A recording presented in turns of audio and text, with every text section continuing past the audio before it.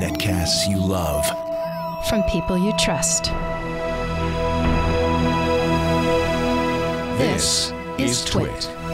Bandwidth for the Tech Guy is provided by CacheFly. CacheFly.com. Hi, this is Leo Laporte, and this is my Tech Guy podcast. This show originally aired on the Premier Networks on Sunday, June 11th, 2017. This is episode 1395. Enjoy. The Tech Guy podcast is brought to you by Capterra. Capterra helps you find and compare software solutions for your business needs with over 400 software categories, from accounting to workflow management. Visit capterra.com/techguy to start your free search today. And by 23andMe, an online genetic analysis company that helps you understand your 23 pairs of chromosomes, your DNA. Get over 75 genetic reports today and start exploring your DNA at 23andme.com/twit. And by Wistia, the video hosting platform that powers creative communication for more than 300,000 businesses. Start your free account today at wistia.com. Well, hey, how are you today? Leo Laporte here, the Tech Guy. What does that mean? Well, it means that we're about to talk technology, computers and the internet and home theater and digital photography, smartphones. We talk about smartwatches. I help you choose new electronics. I help you abuse your current electronics. I help you lose the electronics you're done with. I have a motto. Actually, I didn't realize it, but I've had this motto since '98, but I think I owe it to Walt Mossberg. And by the way, a tip of the hat to Walt Mossberg, the senior technology journalist who just retired. He was at the Wall Street Journal writing the personal tech column for more than 20 years. And he then went off, started his own company, Recode, and he's just retired. He wrote his last column last week. And I didn't realize it, but he republished his first column from 1991 when I was just starting doing technology radio. I'd been a tech reporter for many years, but just started doing this show, in effect, a call-in radio show on tech. And in that very first column, he said, computers don't often work well, but if they don't, it's not your fault. And that's my motto.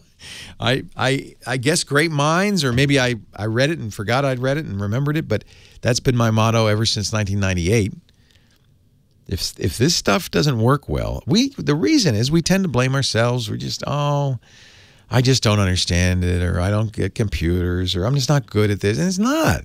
It's poorly designed hardware and software, because if it were well designed, you'd know how to use it. There's a great designer and usability expert, Donald Norman, and he wrote a wonderful book. What was it called? The Design of Everyday Things? I think so. I'll look it up and I'll put it in the show notes at Tech Guy Labs. But Don Norman is kind of a design guru for many of us. And he says if something is well designed, you should know how to use it. For instance, if you come up to a door and there's a handle for pulling it, well, you know that door goes in. And if there's a bar for pushing, you know you push that door out, right? And if, heaven forbid, somebody should reverse that and put a handle for pulling on a door that you push, well, that's going to be extremely confusing. Is it your fault that the door doesn't work right? No. The person who put the wrong handle on the door. The cover of The Design of Everyday Things is wonderful because it's a teapot. Well, a not so well-designed teapot because the handle's on the same side as the spout. Now, if anybody's designing a teapot, you put the handle on one side, the spout on the other side, so you can pour it out. Lift my handle and pour me out.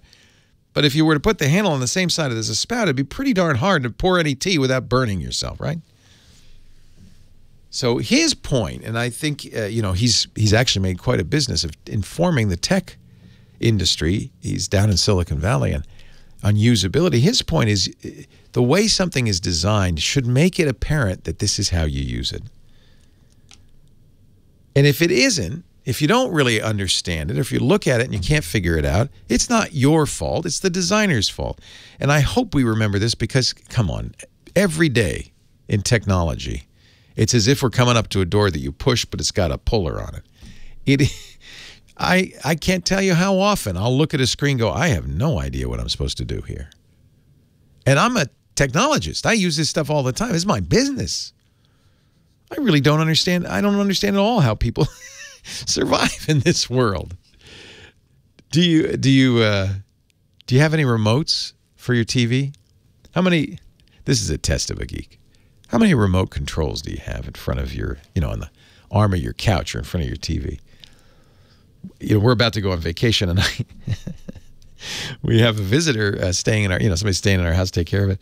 And we actually had to write, I've written a manual, 7 or 8 page manual, and we had to write Post-it notes to explain this remote does this. To watch the TV, you turn on this remote and you press this button, and then you turn on that remote and you press that button, and then here's the third remote that you use to control. That's how you get to Netflix. Oh, you want to watch the basketball game. And I know it's confusing. But it isn't my fault, and it's not your fault, and it's not Burke, who's staying in our house's fault. It's the designers of these systems' fault. They don't. Now, a number of people in the chat room just said, I got one remote, 20 in the cabinet. Yeah, that's one solution, right? And there are universal remotes out there. I have yet to find one that can really solve my complicated TV setup. The Logitech Harmony, right? And then there's a Harmony Hub, and I've bought them all over time, Logitech One. Burke, you're going to be able to figure this out because we put Post-it notes, and I have a printed manual. Yes, this is it. Burke has just brought me the picture because I think maybe you don't believe me when I say we've got the remotes and we've got Post-it notes on all just to explain. But I told Lisa, my wife. One of them was wrong. Burke says one of them was wrong. I told her that Burke doesn't need this. You can figure this out. It didn't hurt, he says. You've noticed, though, haven't you, that there are some people, I don't know if it's genetic or what, that they can look at it. I'm one of those people. I can sit down at any AV system and go, oh, yeah, you do this, this, and this. I can figure it out. I bet you're like that. Yeah. And then there are people who look at it and go, I don't know what to do here. The problem is the people who design software, the people who design computers, the people who design remote controls are of the first kind. They're the kind of people who could sit down and look at something and go, oh, I know how this works. And they don't understand that most other people have no idea. You ask an engineer, why did you design this website like that? I can't figure out. He said, well, that's obvious. Didn't you see the button? And there's a big debate in design circles about something they call the hamburger menu. Now, I look at that and I know what to do. You've seen it. Many web pages. Now software is doing it. A lot of mobile software is doing it. It's 3 lines. They call it a hamburger because it's like a bun, a patty, and a bun. 3 lines. Have you seen that? What do you think of when you see that? Do you think of a hamburger? Do you know what to do when you see that? When we designed our website, the designer said, you can't use the hamburger menu. I said, what? They said, no one understands what those 3 lines are. I said, it's the menu. You hit it and it's a menu. Well, you know that, but no one else knows that.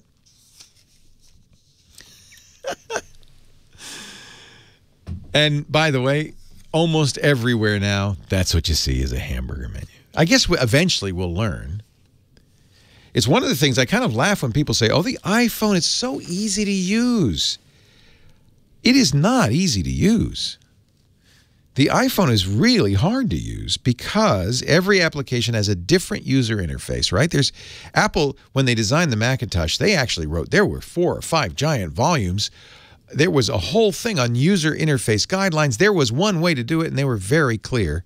This is how you do it. And software on the Mac, on the original Mac, was very easy to use because everybody did it the same way. For some reason, they neglected to do that for the iPhone. And every app has a different way to do things. In fact, in some cases, now you tell me if you're an iPhone user. In some cases, you're on a screen, there is no, you'd think, oh, is there an arrow in the upper left-hand corner? How do I get back? How do I go to the previous screen?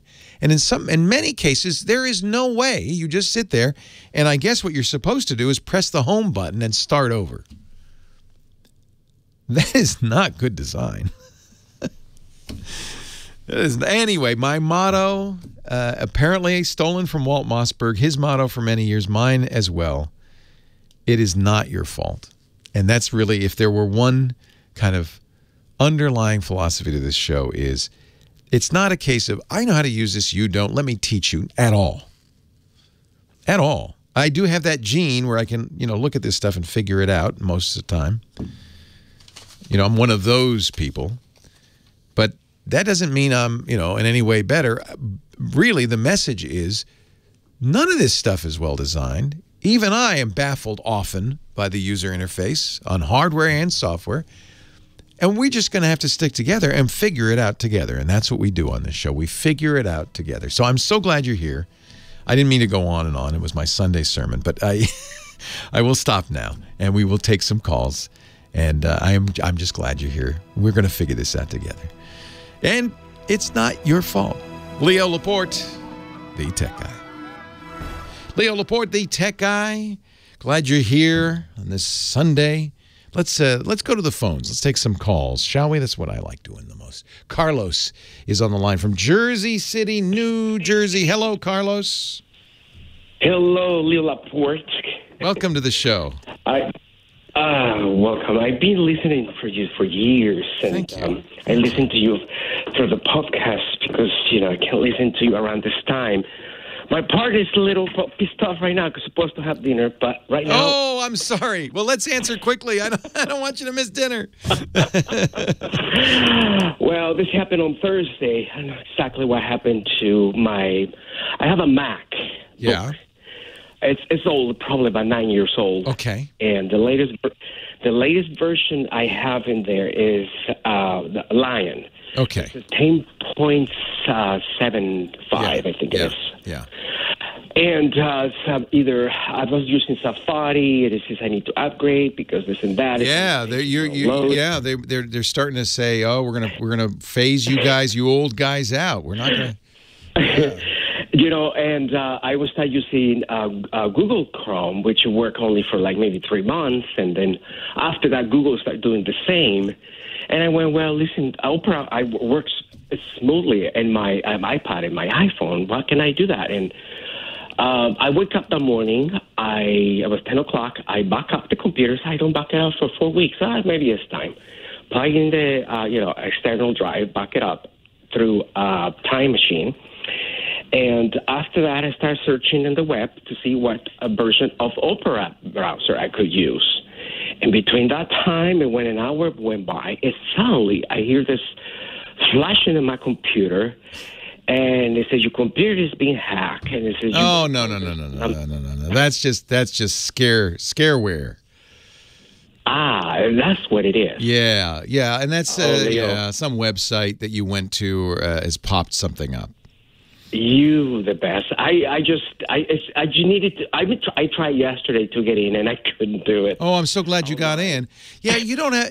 This is it's an epidemic. Windows and Mac. Mac people sometimes say, "Oh, we don't have to worry about that." Oh, no, it's everywhere. Did it say?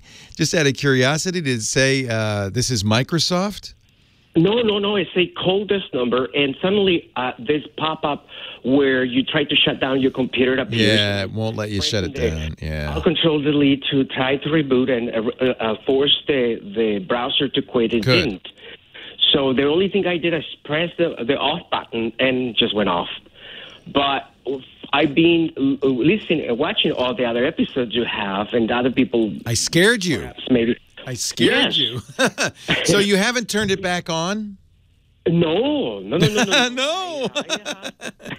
I think you're all right. I think what usually happens with these is it's a pop-up that comes from a website.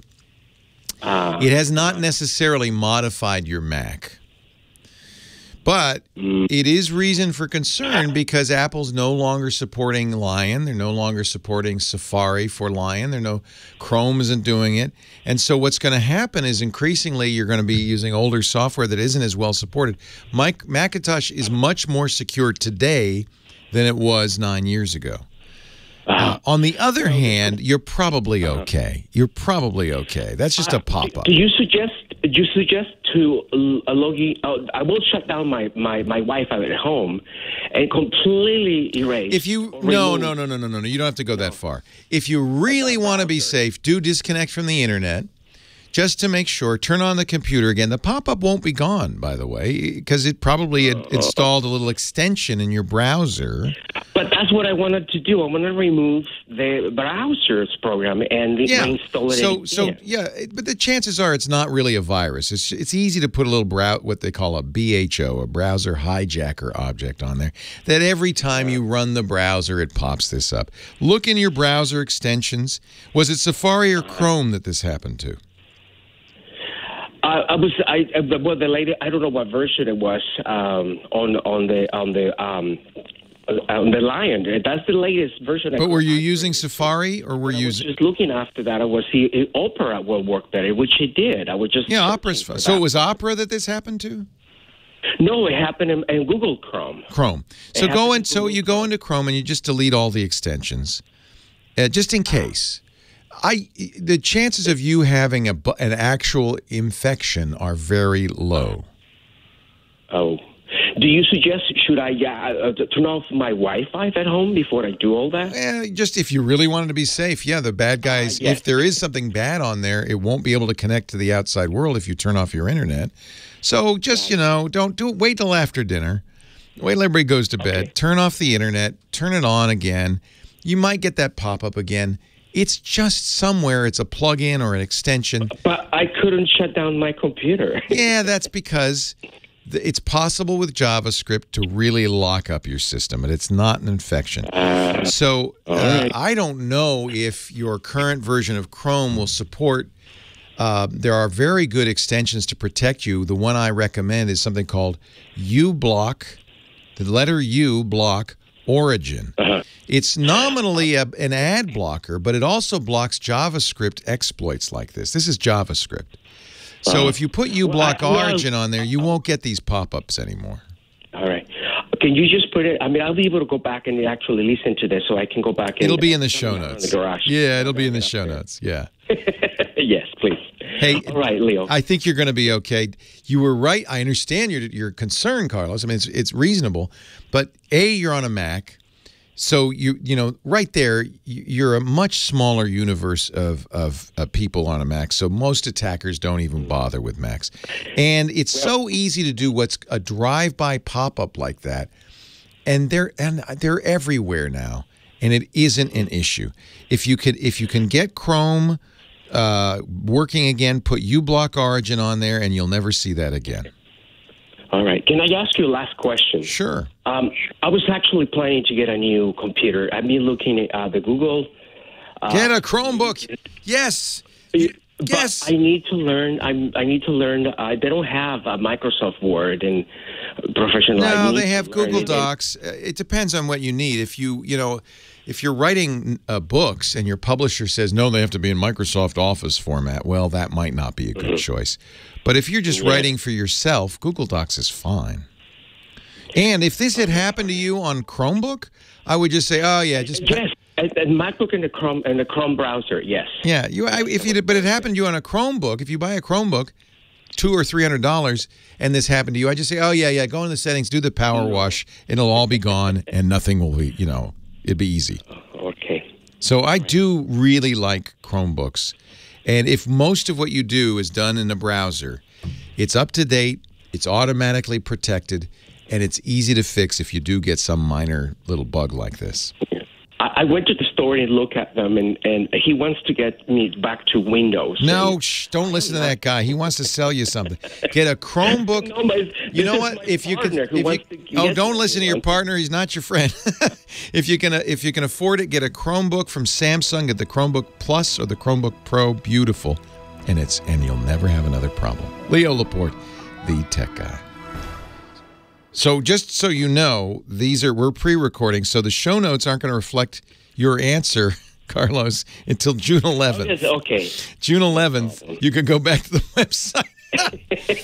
But yeah, I feel bad. You are the best, Leo. I've been listening to you for years, and I have learned so much. Oh, you're great. Much from you. And I think do you need a Mac or do you need Windows? Why does your partner want you to get Windows? Well, he has a Surface Pro 3, and I cannot afford right now. Don't get a $200 Chromebook. Yeah, just get a Chromebook. I can actually go up to 500.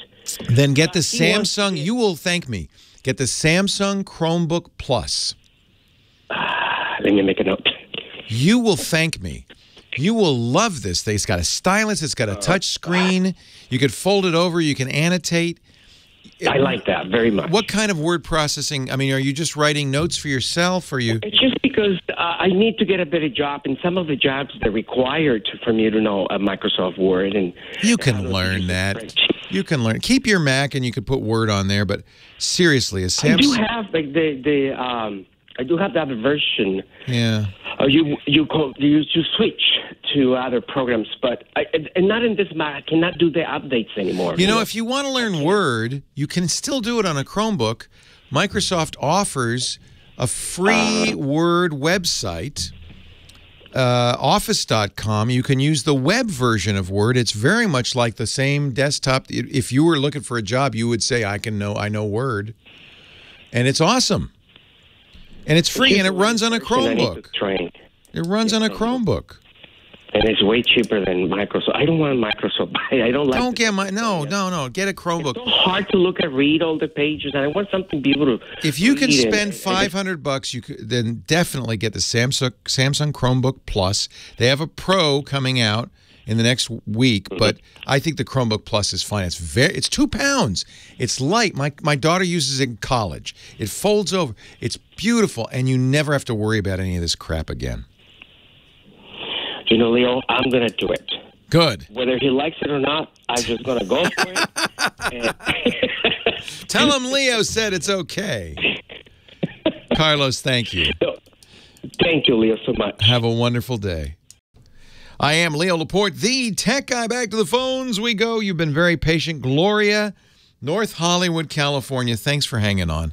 Hi, Leo. Hi, Gloria. What can I do for you? I don't feel so nervous now that you're off the air. Yes. No one's listening. It's just you and me. That's right. No one knows that we're even talking. This is our little secret, Gloria. Good. I have Windows 7. I've heard you say many times, don't buy the virus protection programs. Just use Windows Defender. Yeah, and actually on Windows 7, I think you still have to download it. It's called Security Essentials.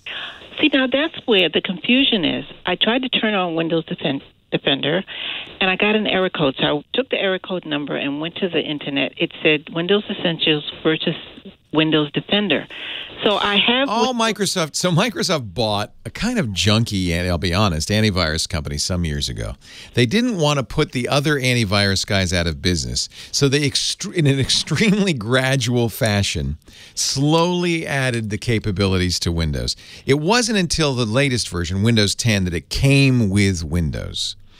In versions previous, you had to go to Microsoft.com/security_essentials and download it. But it's the same as Defender. They just renamed it in Windows 10. So I don't need... In Windows 7, Defender was an anti-spyware program. It's very confusing. In my opinion, I don't think you need anything but Windows Security Essentials. Just download that. It's free, and you're fine. Remember, though, this doesn't let you off the hook. No antivirus does, for being smart. And we've already talked about this. You know, you update all the time, right? You got to keep it up to date. You update your browser. You update anything that goes online, like your Adobe Reader or Shockwave or Flash. You make sure that's all kept up to date. You always download those updates, not from just any old place, but from the manufacturer. You don't take software from strangers. You get a pop-up that says download this. You really think twice. Make sure you really need it. In fact, better yet, if it says your Flash is out of date, don't just say, okay, download it. Go open your browser and say get Flash, and then go to adobe.com and get it. That way you know you're getting real Flash. You know, bad guys, they'll try all sorts of tricks to get stuff on your system, including saying, oh, your Flash is out of date, but we've got a copy here. Download this. But it's not Flash. So forget about Windows Defender, since I already have Windows Essentials on. Yeah, Defender in Windows 7 days was anti-spyware, and it's included with Essentials. Okay, so I have Malwarebytes and... Don't need that. I would take that off. Both of them. Yeah, you first of all, you don't want multiple security programs on there. Yeah. They war with one another. Right.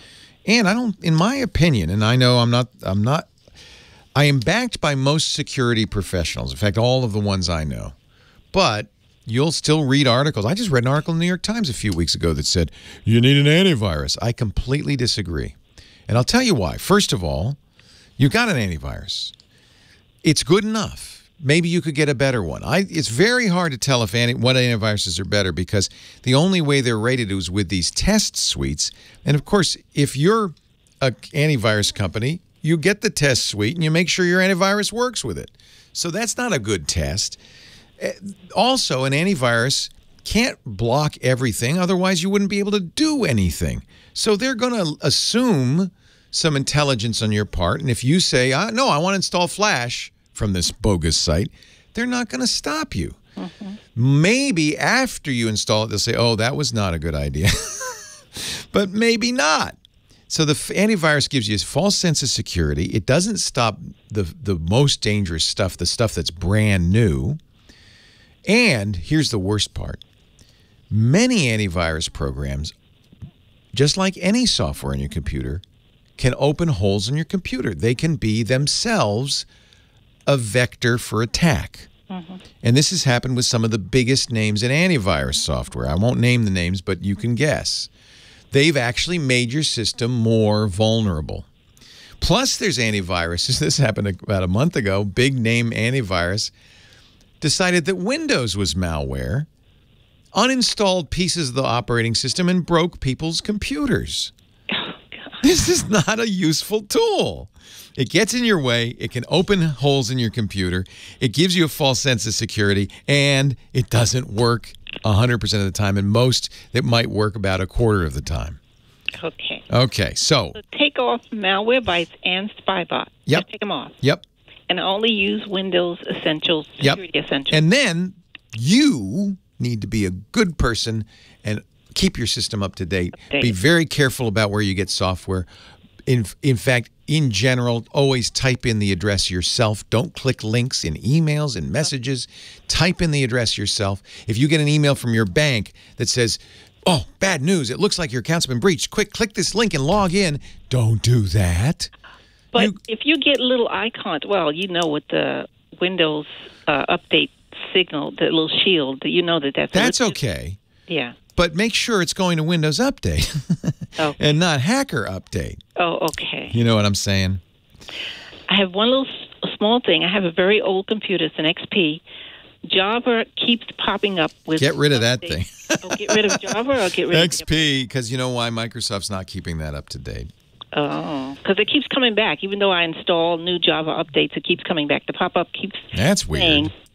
Keeps saying updates available. I'll install it. Oh, that's because it's XP. So most companies, and I bet you Oracle's one of them, they make Java, have stopped supporting XP. For instance, you can't get a newer version of Chrome. You can't get a version of Internet Explorer later than 8. Mm-hmm. You can't get a new version of Firefox because they've, just like Microsoft, they've all stopped supporting XP.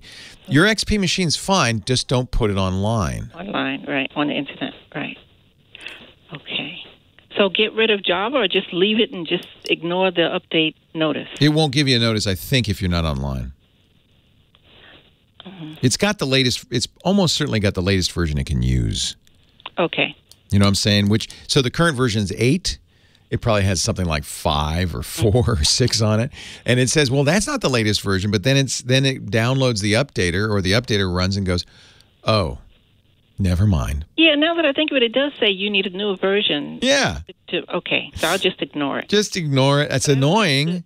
Uninstall Java. Just leave it like it is. Well, I would. If you're not using Java, you don't know you need it, get rid of it. I wouldn't know what it's for. Yeah, well, it's another, by the way, neither Microsoft nor Apple ships their operating systems with Java anymore. It's another massive security problem. Okay, so uninstall it. Uninstall it. And you'll know if you need it, then it's, you know, the only time you ever really need it, some older websites, but it's mostly things like if you play checkers online or solitaire online. Not even solitaire on your computer, but like on a website.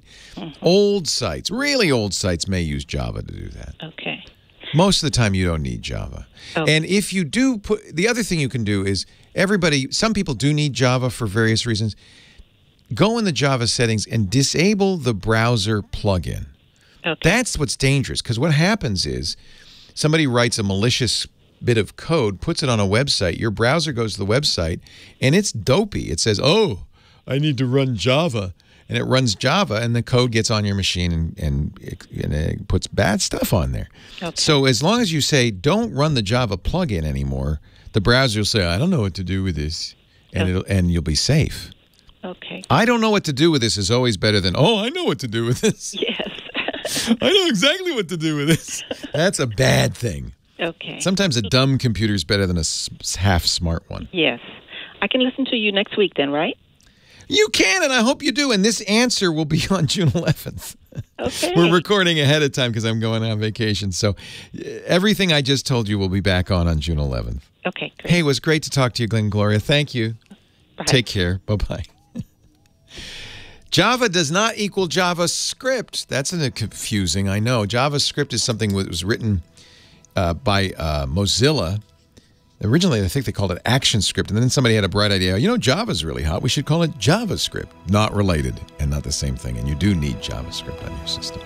Leo Laporte, the Tech Guy. We'll be back to the Tech Guy Show in just a moment, but first a word from Capterra. Capterra's support helps bring this podcast to you, and there's a great reason they're on this show, because all the time I get calls from people saying, you know, my company's asked me to find, you know what, accounting software or medical office management software or contractor software, you know, and I need help. What do you suggest, Leo? And I don't know, but now I have a place I can send you besides just Googling it. That's no good, right? You Google medical office management software, and you're going to find just whatever Google comes up with without a whole lot of information and no way to compare your results. Capterra is free, it's easy, and it does the job for you. CAPTERRA.com. 400 different categories of software to choose from. App development, business continuity, content marketing, file sharing, human resource, anything the boss might say, Smithers, find me a great web analytics company. What's the best software for that? Their directory includes, not in 400 categories, 30,000 different software solutions. And you're going to love this. Go to the site, enter in what you're looking for. You can drill down. You can narrow it down. You could say, you know, example of medical office management. I also want to be able to manage patient schedules and insurance and prescriptions or whatever. You check the boxes. They narrow it down for you because they know exactly what each software can do. You can then check boxes, say, I want to compare this. Let's see, that one looks good and that one. And then they'll give you a chart, comparison chart. But here's the most important thing. Verified user reviews and ratings from users just like you, users who are using the programs, the software. They're verified. So you're going to know from a peer, from somebody like you, exactly how it's working for them. You'll also find more information like articles and reports and buying guides that'll help you do your software search. This is it, the one site you need to find the software for your business. That's why so many small and large businesses turn to Capterra to find the right software solution. Don't waste time sorting through search results. Find your software solution with Capterra and get back to business, and your boss is going to pat you on the back. If you're the boss, pat yourself on the back.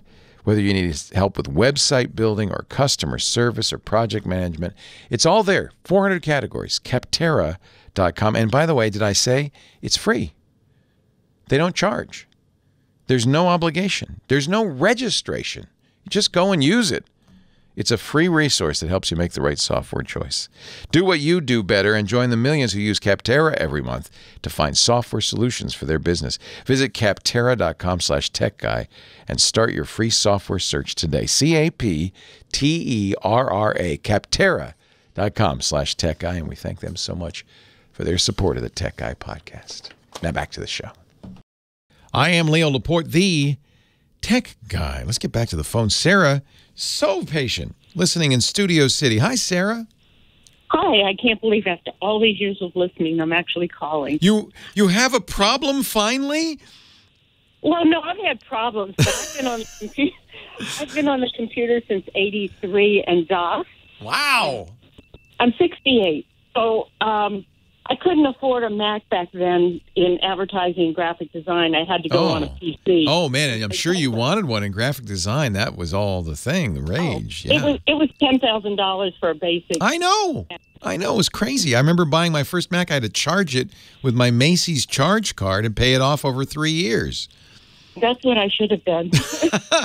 Well, I kind of had to do that. It was my business. Instead of Ventura Publisher, try designing. Oh, man, Ventura Publisher. Oh, my God. Yeah.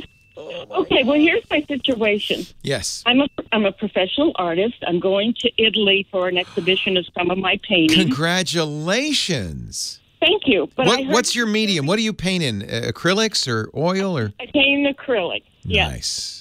And right now I do Native American, Northern Plains Indians that have adopted me into their family. Oh, how cool. I bet the Italians will just go crazy over that. Well, I'm working on a dress right now. The 16 days of the exhibition, I'm going to dress in Native regalia. Oh, my goodness. To get them to come in and look at my work. What city? Pardon? I'm going to be in Florence. What higher praise could there be for an artist than to exhibit in Florence? Isn't that fantastic? The greatest art city in the world. Wow. Well, congratulations. That's nice. Thank you. You made it, yeah. Okay, here's what I heard last week that disturbed me. Uh-oh. That coming back into the country, we may not be able to bring our laptop. Yeah, we don't know that yet. I'm leaving the country, too, and I'm a little nervous. Apparently, the administration is considering, but hasn't approved, a rule that will prohibit the use of laptops on some airplanes coming into the U.S. They've already done it with, I think, 8 Middle Eastern airlines. Not American, just Middle Eastern airlines coming from the Middle East. I don't think they'll approve this rule because it would be economic suicide. Okay, yeah, well, I was panicked. Okay. Well, I don't blame you, but it's not a rule yet. And it could be, though. You could be in Venice or Florence, and then they make it a rule, in which case you have to check your laptop in your bags. Okay, well, here's what I was thinking, and tell me if I'm going the wrong or right direction. I work on my computer when I'm out at an exhibition, so... You got to bring it. Well, I was thinking if I had something like a notebook, could I still transfer, and all of it being Mac-oriented, so they all share files and folders, could I work on a notebook? Well, understand, I think, first of all, you will be able to bring it back in. Oh, it's just that you can't bring it in the cabin. Okay. You would have to check it in your checked luggage. That's the rule they're considering, and as of the time we're talking right now, they haven't made it a rule yet. Personally, I work on the inventory of my in what's that called, Excel. Yep. And I work on my. No, you can bring your computer. You just check it. If I want to work in the plane. Nah, that's when you're out of luck. You have to do. If I had a notebook, would I be? No, a phone only. If they pass this rule, which they haven't done. Oh. And the reason is, we now know, because President Trump told the Russians in his meeting with them that, and that's sad because this was a highly classified intelligence, apparently the Israeli intelligence agency had intelligence that there would be an attempt to sneak a bomb onto an airplane by putting it in a laptop. Great, just like our shoes. Yeah, that's why you can't wear shoes, because some nutcase tried to light his shoes on fire 10 years ago. So remember, we used to have to turn our laptops on, our electronics on. I don't know why they're not doing that. I bet you, I don't know, but I bet you it'll end up being something like that, because the problem with doing this is it costs the airlines a lot of money, because business travelers fully expect to be able to use their laptops during the long cross-Atlantic flight. Right. That's what I expect to do. I am a professional at my work. Yeah. Of course. And business travelers, by the way, happen to be the most lucrative for the airlines. So, the airlines are making a lot of behind-the-scenes calls saying, I don't think you really want to do that. On the other hand, I understand we got to protect ourselves. We don't want a plane to blow up over the Atlantic either. So, my suspicion is we'll go back to, and I don't know why we stopped doing it, the old regime of, okay, you've got a laptop, you can bring it on the plane, but you're going to have to turn it on for me. Okay. And show me that it boots up, because if it's a bomb, it won't turn on. All right. But in any case, what you could do, you will be able to bring a phone on. You can. Microsoft Excel runs quite well, actually, on iOS. No, but that's too tiny to Oh, I know. It's a little small. Bring a magnifying glass. No, my fingers are bigger than that. Yeah. Okay. The other question I have recorded my work back to the early 70s. But digitally, there was nothing back then. I have everything on slides. Yeah, that's what my mom did. She took high-quality slides Right, of her I art. have it professionally photographed on slides. And then you can have it professionally scanned. Well, here's the question. I bought a scanner, but the quality was so poor, I returned it this day. Yeah. And if I have, say for instance, I have 200 slides, and they're $3 a piece, would it be more cost efficient to buy the quality scanner? They make slide scanners, and that's probably what you want, is a scanner that's specifically for slides. Now, there are some inexpensive models. Epson makes some inexpensive models. The reason it's different for a slide is when you scan something, normally you bounce light off of it, and the camera is at the same side of the scanner as the light. You bounce light off, the camera takes a picture. With a slide, you have to pass light through it. So the light's on one side, the camera's on the other side. And so that's a different kind of architecture. But Epson does make, they used to call them the Perfection slide scanners, and they come with a special holder for slides, and I think it does a very good job. That's lots less than $600. A professional slide scanner made by companies like Nikon, thousands of dollars. Oh, so that's why they charge $3 a piece. Yeah, they got to pay for it. So, but they would do a better job. They may also offer cleanup services. Sometimes they clean the slide, get all the dust and specks off of it, maybe even clean it up with Photoshop afterwards. So 600 slides, that's a lot of work. Oh, no, I don't even know how many I have. Yeah. I just grabbed a number out of the universe. Yeah, it can be pricey, but remember, your time costs something and the equipment costs something. Exactly. And slides, if it were just prints, I'd say do it yourself, but slides are a little trickier to do right. But you can look at the Epson. I've used the Epson Perfection with slides, and it works quite well, and it's well under $600. Okay, my last question. Yes. I have tried for years to get into the chat room, and I have no idea how to do it. Any browser, just go to IRC. You can even do it on an iPad, irc.twit.tv.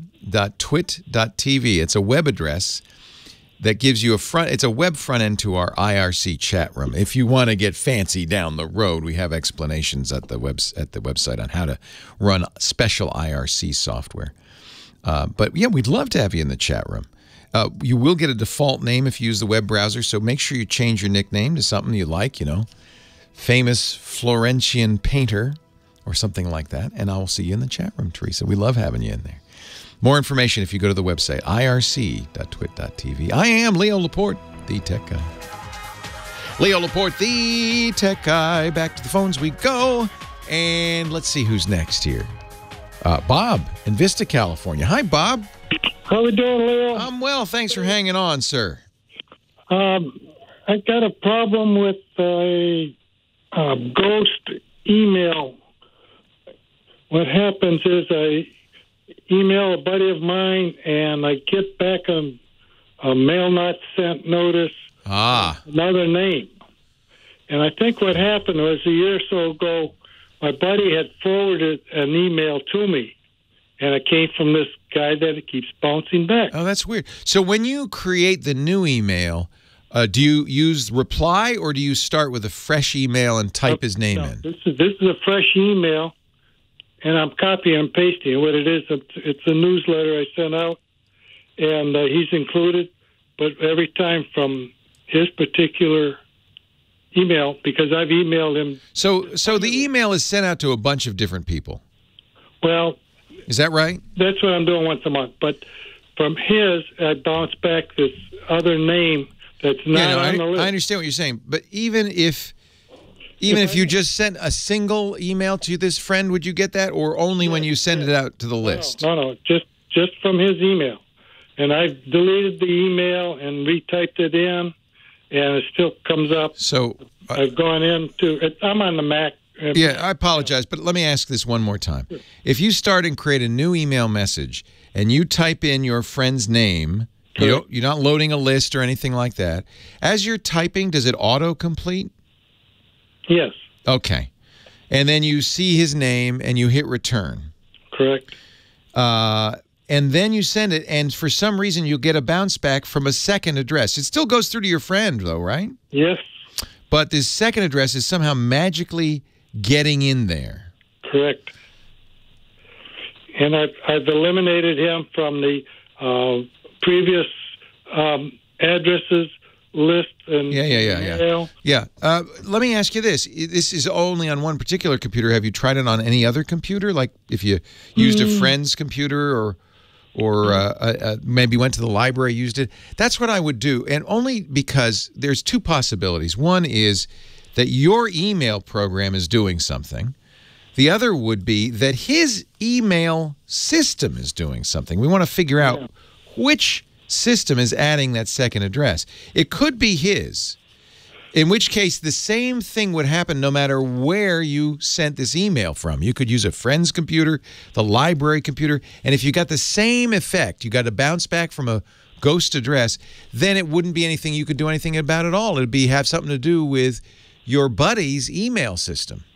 Yeah, okay. In other words, it could be configured to, he could have done this, automatically when he got email from you, send it to the buddy. And there's nothing you could do about that. So that's the experiment to do. If all right, I'm going to try it from my phone. Yeah. If, on the other hand, if you do it from the phone, you don't get the bounce back, then we know it's not your buddy's emailer that's the problem. It's your email program on your computer. And I think it's probably that, well, I don't know. I mean, there's certainly ways you could set it up that when you send an email to somebody, it would also CC, which is a funny word to use in this context because it comes from, remember, carbon copy. Yeah. And not only are we not using a typewriter, we're not using carbon paper either. But that's a CC. It could be, you know, for instance, you can set up an email program to automatically CC a name every time you send out an email. That's a setting in many email programs. So it is possible that that's something about the configuration of your email. But first do it on your phone just to see. Yeah. Okay. I've sent it out, and mail administrator, mail system error, return mail. Good. That's good news. You know why? Because it's not your fault. Yeah. What it means is that your friend, the one whose email you are using, has in some way set up his email that it will bounce. You know, he may have forgotten he's even done this. Maybe he said, "Oh, I love Bob's newsletter so much. Our friend Joe would love this. Let me just set up a filter on my system that whenever Bob sends me his newsletter, Joe gets a copy." Something like that. Well, this is the thing. The guy that the email keeps bouncing from, he's quit this. Yeah, no, I understand. And apparently his email doesn't work anymore anyway. That's right. Yeah, he might have passed away for all we know. Yeah. But if it does this as it just did in different email programs on different computers, it's not you. And unfortunately, there's not much you can do about it except tell your friend. Yeah, well, I talked to him about it. He's completely non-computer, you know. That's why he has set up something. And he doesn't remember, or he doesn't even know that he did it, and you know you're just going to have to live with it. Now, you can fight fire with fire because you can write in your email program a little thing that drops any email that says the administrator says this doesn't exist. You can just have that go away, and you'll never see it. That's the kind of thing filters can do. Yeah. They're telling me now that in modern parlance, CC means courtesy copy. That's not true. It means carbon copy, and it always. Yeah. I know it. And you can't rename it just because there's no such thing as a typewriter and a carbon copy anymore. Yeah, I tell my wife when she sends things out to her little groups, I said, no, put them put them in BC, blind copy, so that everybody doesn't see everybody else. I was going to say that, Bob. That's so good that you know that. Yeah, because that's what I do with my newsletter. Use BCC, blind carbon copy. And the reason is, otherwise you're giving everybody on the list everybody else's email address. Yeah. If you use BCC, they only see their email address. I love that. Yeah. Well, thank you so much. Well, we solved that mystery. Yep. I've had a way of trying to get this out. Now I got to go talk to Phil and I don't know what Phil's done. See what he's doing on his computer. Yeah, there's something weird going on with Phil. I don't know what he set up. He probably doesn't either. Yep. I feel like it's the Hardy Boys, the case of the ghost email. We've solved another one. Yeah. Thanks, Bob. Have a great trip. Thank you. I appreciate it. Take care. Moving on, we're going to go to, I got to go to this one. Alan, he's in Laporte, Colorado. Hello, Alan. Hello, Leo. I want more calls from Laporte. In Laporte on the banks of the beautiful Cashlaputa River. I think that Laporte is probably the best known, although my dad tells me that most every state has a Laporte. Apparently, we were very profligate. My ancestors got around. And at one point, my dad, I believe, went to visit every one.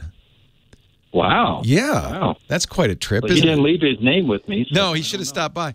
I think briefly there's a Laporte, California, and I think we briefly tried to take it over, but it was a failed coup. So I'm just going to have to live with that. Second time caller, full-time listener. Welcome. So nice to have you. Thanks, all your Alan. podcasts. Thanks for hanging on, too. Yes, no problem. So I'm a horse vet here in Laporte, and I still have a pager.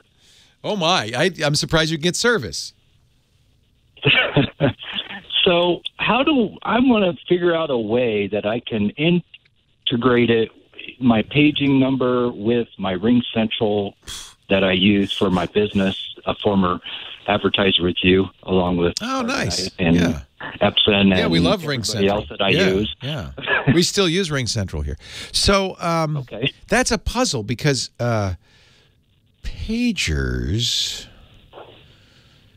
You got to talk to the company that you get the service from because what I'd like to do is drop the service. Yeah, but you'd like to keep the phone number. So what you want to do? It doesn't matter because it's forwarded from my Ring Central. Oh, I get it. Tell them to do that.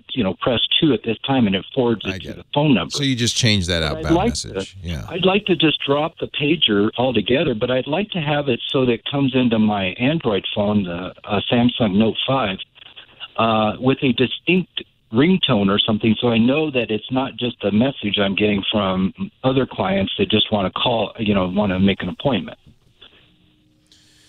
Okay, I'm going to have to put you on hold for just a second as I'm running out of time, and I'm a little puzzled. Okay. This sounds like a complicated call. I'm a little puzzled. That's why I called it. So hang on in Laporte, Colorado, and I'll be right back to you, Alan. But we got to take a break. Leo Laporte, the tech guy. More calls still to come. Chris Marquardt, our photo guy's just around the corner, too. All right. Yeah, I did run out of time on that one. Describe once again. So you want to keep the number, and you want to keep... It doesn't matter if I keep the number. You don't keep the number. You just want somebody to be able to press... Whenever somebody calls into my office number, and they have an emergency... They press 2 at this time for equine emergency. And you want a special ringtone to come over your Android. Something. Yeah. Something. Because I have I wanted to, maybe I need a Google Voice with a separate line number there. Does it appear on the Android phone to be coming from that number? No, it doesn't. It comes from your number. What is the caller ID when they press 2? It's your caller ID. When it does page me, it texts me and it emails me. Yeah. We could. Okay, but we're not. Yeah. So what'll happen is Ring Central will forward that call, and what does Ring Central do? What kind of information? To a number, to my paging company. Yeah, and they in turn page me. I understand. So you don't know what the caller ID looks like. That would be the question. Because what you need is something unique that your phone would see and then do a unique ringtone. So I bet you could have Ring Central have it come from any arbitrary number, even 1, 2, 3, 4, and then you'd set the Android phone to have a different ringtone for that particular number. So the question is actually one for Ring Central. You need to go to Ring Central and say, look, I want, when they press 2, I want it to call my number from this unique caller ID. Okay. Does that make sense? Yeah, I've got like 3 or 4 different numbers with Ring Central. Yeah. My original use one of them. number. Yeah, use one of them. Use one of those. Yeah. Okay. Say it's coming from this number, and then all you have, that's easy. Then in the Android phone, you just say this number has a unique ringtone. Ah, very good. Very Clever! Good. I like that. I'm a clever fellow, aren't I? Yes, you are. Well, it's nice to talk to you. Thank you. You bet. Take care, No Alan. problem. All right. Yep. Thanks. Bye-bye. Bye.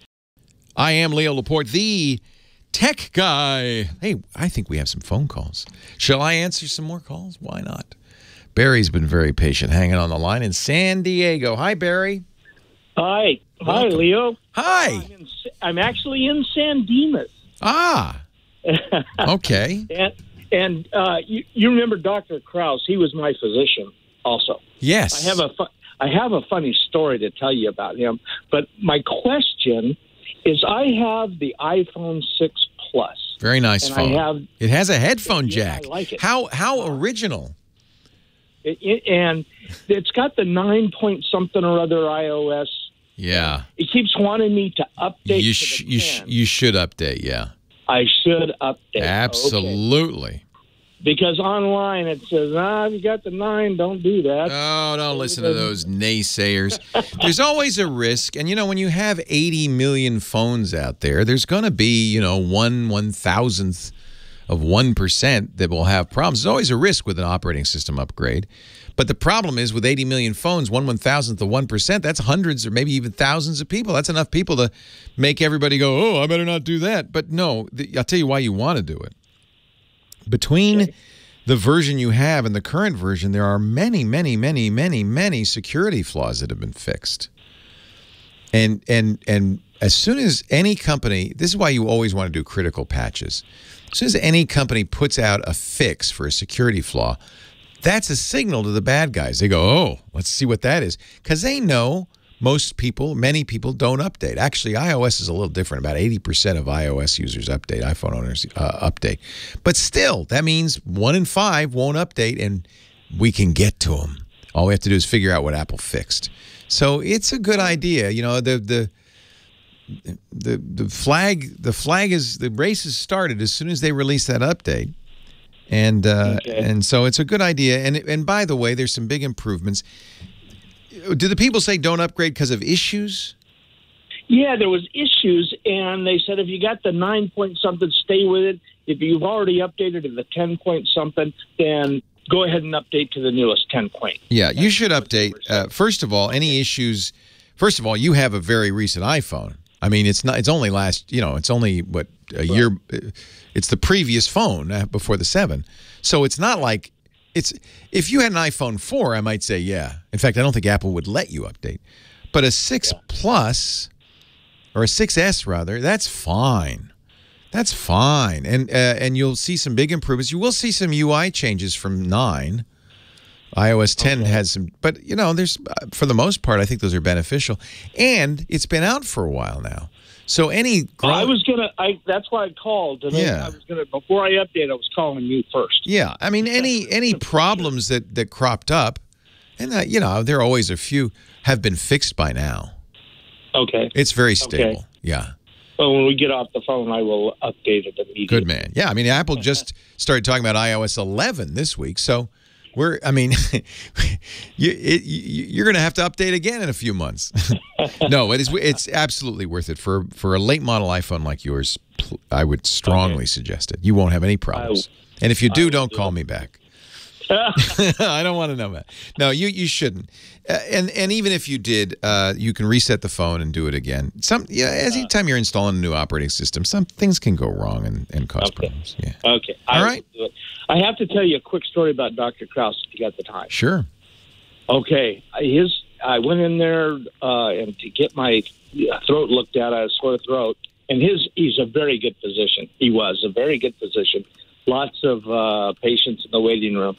It was a 5-minute look at my throat, and then we spent 45 or 50 minutes talking about you and your show. And I don't know what those people if they would have known. They're sitting there out in the waiting room while we're BSing about Leo and his show. Oh, I'm very honored. Anyway, that's nice. What a great physician. So. It's, you know what? It's gold if you could find a good physician, I have to say. Yeah. You know, I honor doctors. I mean, they're really, you know, they're serving humanity. But there is a variance, somewhat of a variance in quality. And if you can find somebody great like Dr. Krause, stick with him. Yeah, great guy. Well, it's good to talk to you. Give him my regards. Thank you, Barry. I appreciate it. You never know when you're going to meet a fan or where. I hope he was dressed by the time they were talking about me. Let's go to, let's see, Joe on the line from Wickawachi, Florida. Hello, Joe. Yeah, Wickawachi. You just caught me finishing my lunch. Oh, sorry, Joe. Thank you for being patient. I appreciate it. Yeah, no problem. But you were talking earlier something about you were fasting. Yeah, you know, I don't want to make a big deal about it because I'm not a doctor and I'm no expert on this. But I've lately, a lot of people I know have been doing this, what they call intermittent fasting, and it's been very good for me. I've been it's been fine. And you know what's funny? When I first started, I might have heard you eating lunch, and my mouth would start watering, and my eyes would start watering, and I'd be in pain. But now I'm used to it, and it's fine. Okay, because you love what I just finished eating. But what'd you eat? No, tell me. I'm dying to know. Okay, I can only tell you. Don't tell anybody else because it's kind of a secret item. Yeah, okay? yeah. It's that Steak and Shake. Oh, I love Steak and Shake. Okay. Oh, there's a Steak and Shake in Wickawachi. I'm on my way. Wickawachi. Wickawachi. That's where we keep the mermaids. Yeah, I know where Wickawachi. My friend Patrick Norton, who's from St. Louis, took me to Steak and Shake when we went out there to visit, and I've never had it since. But man, that was good. Okay, well, what this is, it's a secret item. It's not on the menu. Don't tell anybody because you got to be approved to order it. Okay, so I'm going to authorize you. Oh, good. It's called the 7x7. 7x7. And it's 777. That sounds very dangerous. Nah, it's 7 what? 7 patties? And 7 slices of cheese. 7 slices of cheese. Plus your lettuce, tomato, mushrooms, onions, whatever else you want. Just one bun? I'm with all that? Yeah. Oh, it is so good. But you know, In-N-Out out here, our California In-N-Out will do that too. You can go up to 10 patties. Oh, wow. I don't know if I'd want to try that, but you can. Yeah, because the big thing is you really got to be not horny. Hungry. Hungry is the word you're looking for. Yeah, when you get that. But anyways. I'm hungry for a 7x7. Yes, and it is so good. But anyways, back to my question. Yes, sir. I've got a Mitsubishi CPD70 printer. Okay. The die sub. Yeah. And I like it, but it only goes up to 6x8, and I want to get an 8x10 because I'm going to be doing a lot of fake magazine cover things. Oh, how fun! Yeah, because you can put somebody. I'm using green screen, so they're on the green screen. I already have the background. Oh, you're going to do this like at an amusement park or something? Yeah, like baseball games. Fun. And different events. You know, I'm going to stop you right there. I know nothing about die sub printers. Uh-oh. You know everything. This is a great technology that gives you these great glossy images. In fact, it's a lot of photographers use them. But it's kind of a specialty product. I'm actually pleased to see that these Mitsubishis aren't as expensive as I thought they might be. $900. Anybody know about a large format? He wants a large format die sub printer. Chat room's good on this stuff.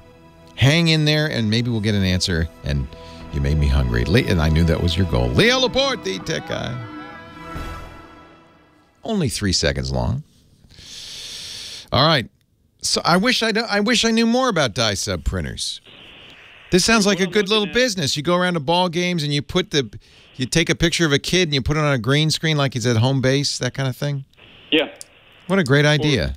Anything that you want in the background. The two that I'm looking at, there's a DNP DS80, which does it, and also one called, I think it's Sinfonia, Sinfonia. I have no idea. I wish I could help you. I don't. Anybody in the chat room have any? So what was the size you were looking for? I want to do 8x10. 8x10. Yeah, because Mitsubishi only does 4x6. Yeah. Oh, no, it's a 6x8. 6x8. Full bleed. Because magazines are usually... Yeah, 8x10. Yeah. Mm-hmm. I don't see anybody in the chat room popping up either, but they're more interested in your 7x7. They got to try it. Oh, I will. Next time in the Midwest, I'll try it. Absolutely. You got to order it special, because it's not on the menu.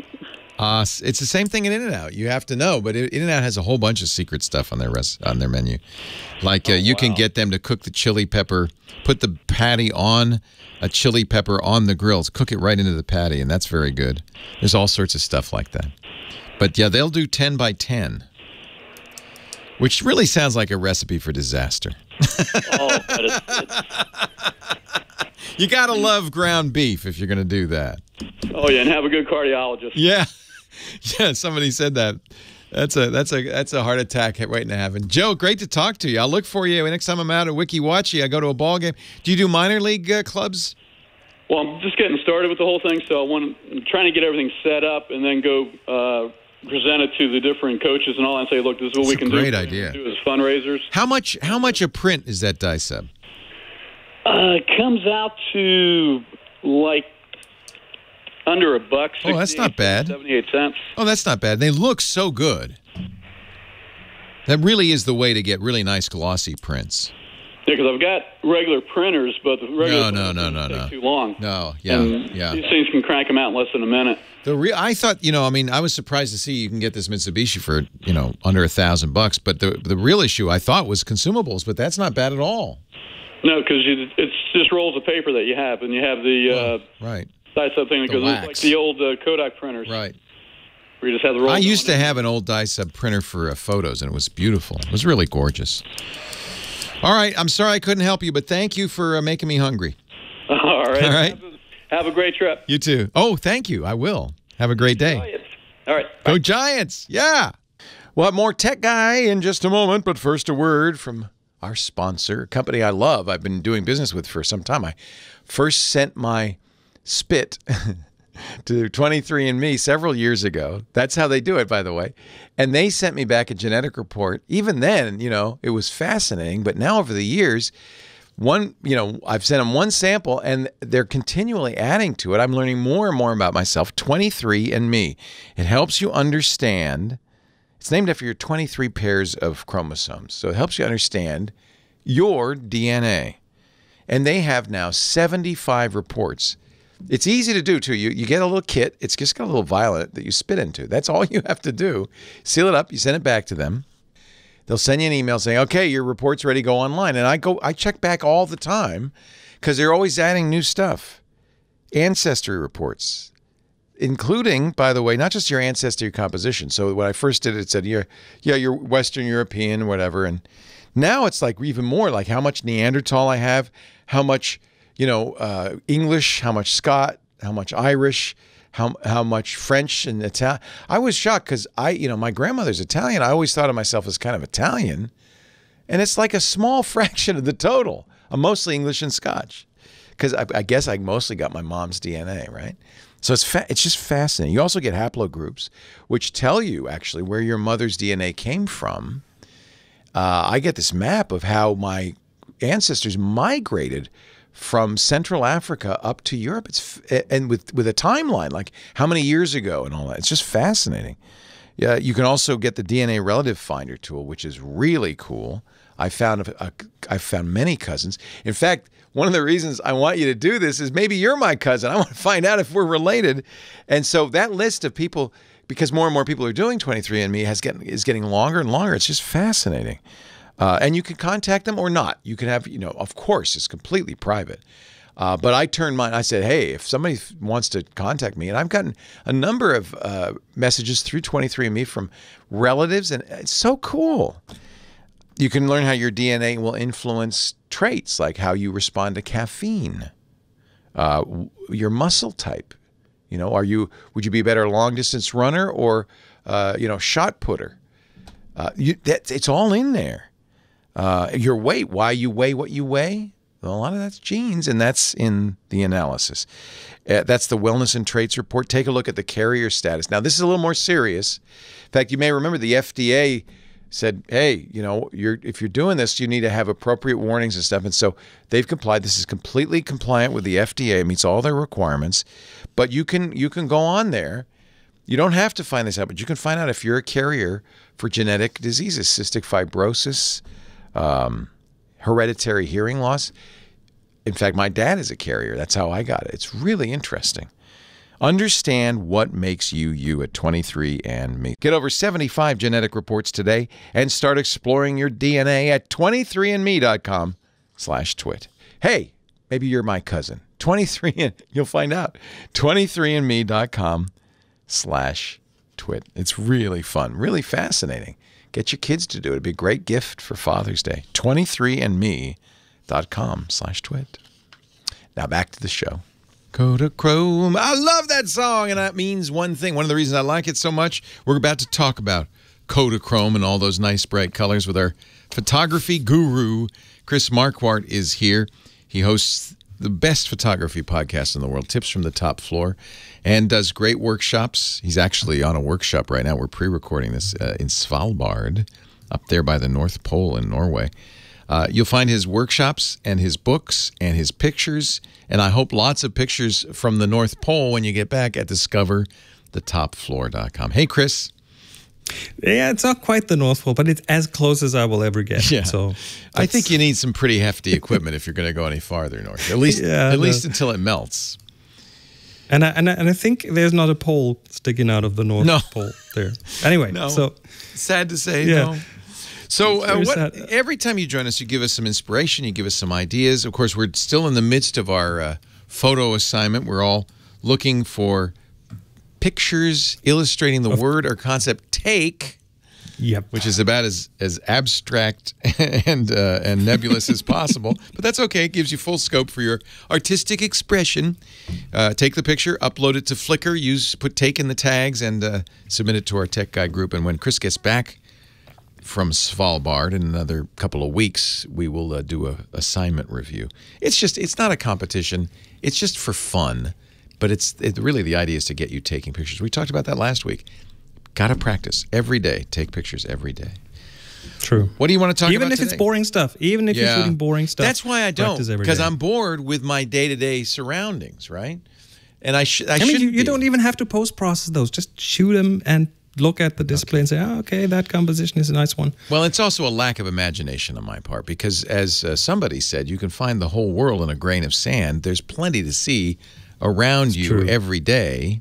You're just, boring. If you, I'm just boring. Give yourself an assignment. Give yourself an assignment, and in the morning, say, today I will shoot a few brown things, or a few triangular things, or a few blue things, or and so on. And you already have created a little goal for the day. Brilliant. So what I want to talk about today is wide angle. Okay. And that's because I'm in the middle of finishing that second book, which has taken longer than expected, but it's about wide angle. And I'm kind of knee-deep into that whole topic. So why is wide angle challenging? And it is. People often want to go wide angle and say, wow, this looks cool. And then they get a wide angle lens and they're a bit disappointed that they don't get the kind of shots that they were hoping to get. First, define wide angle, so we know what is a wide angle. How wide is wide?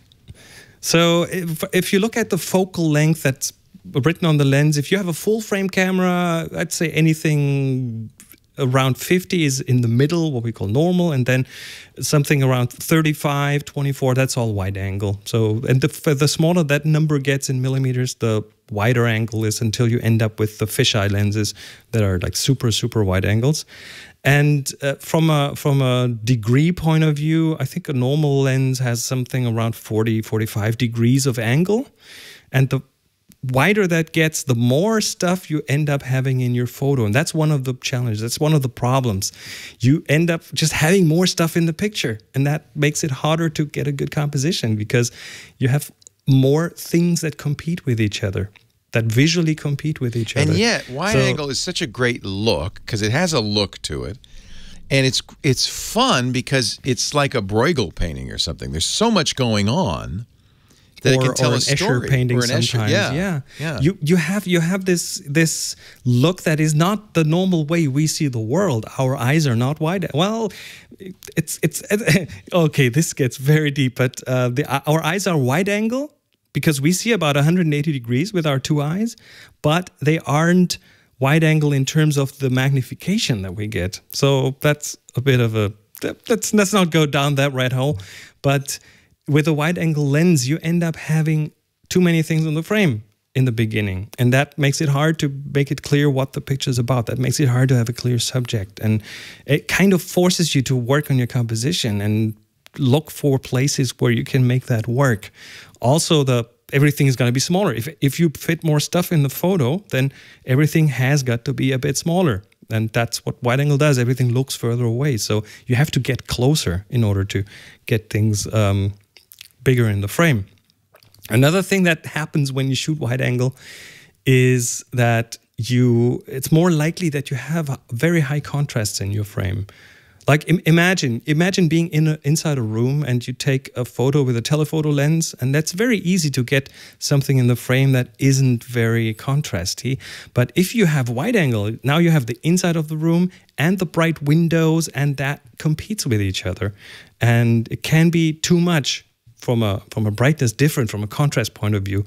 I remember the old Twit studio, you had these beautiful round windows, and you, I think, toned them down. You put some ND foil in the windows to make them a bit darker, so that everything kind of fit together. Yeah. That's what happens when you have a wide-angle lens. You get stuff in the frame that kind of competes from a brightness point of view, and that you can also counter that by composing clearer and by adding light to the inside. If you make the inside as bright as the outside, then everything's fine. But that is difficult. That needs a lot of light. So a wide angle indoors can be a challenge. And indoors photographers, like real estate photographers, will often use something that's called HDR to kind of bridge that gap of the contrast to make sure that everything kind of gets sort of equal attention.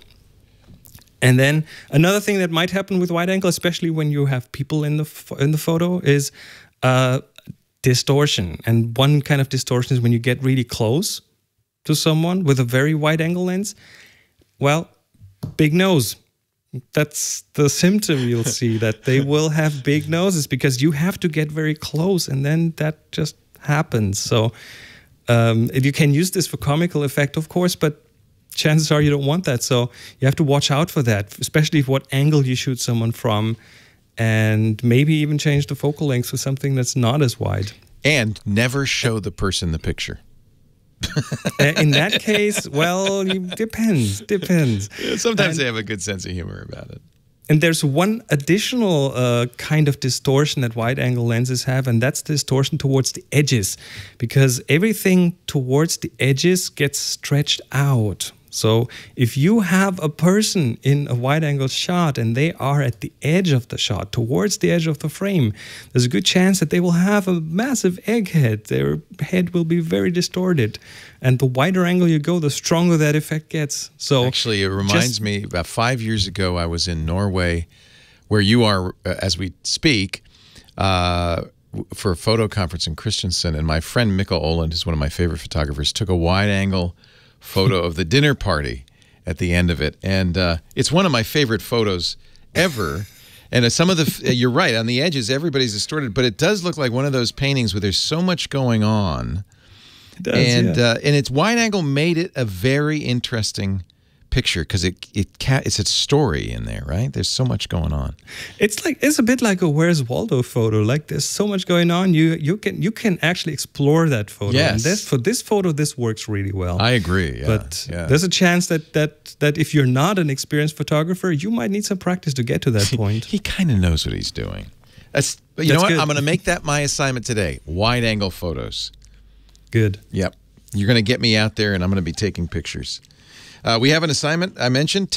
Go out and take some pictures if you want of take or brown things or wide angle, but take pictures today. Chris Marquardt, I bet you is taking a lot of pictures. He's up in Norway and Svalbard, but we pre-recorded this segment. Thank you for doing that, Chris.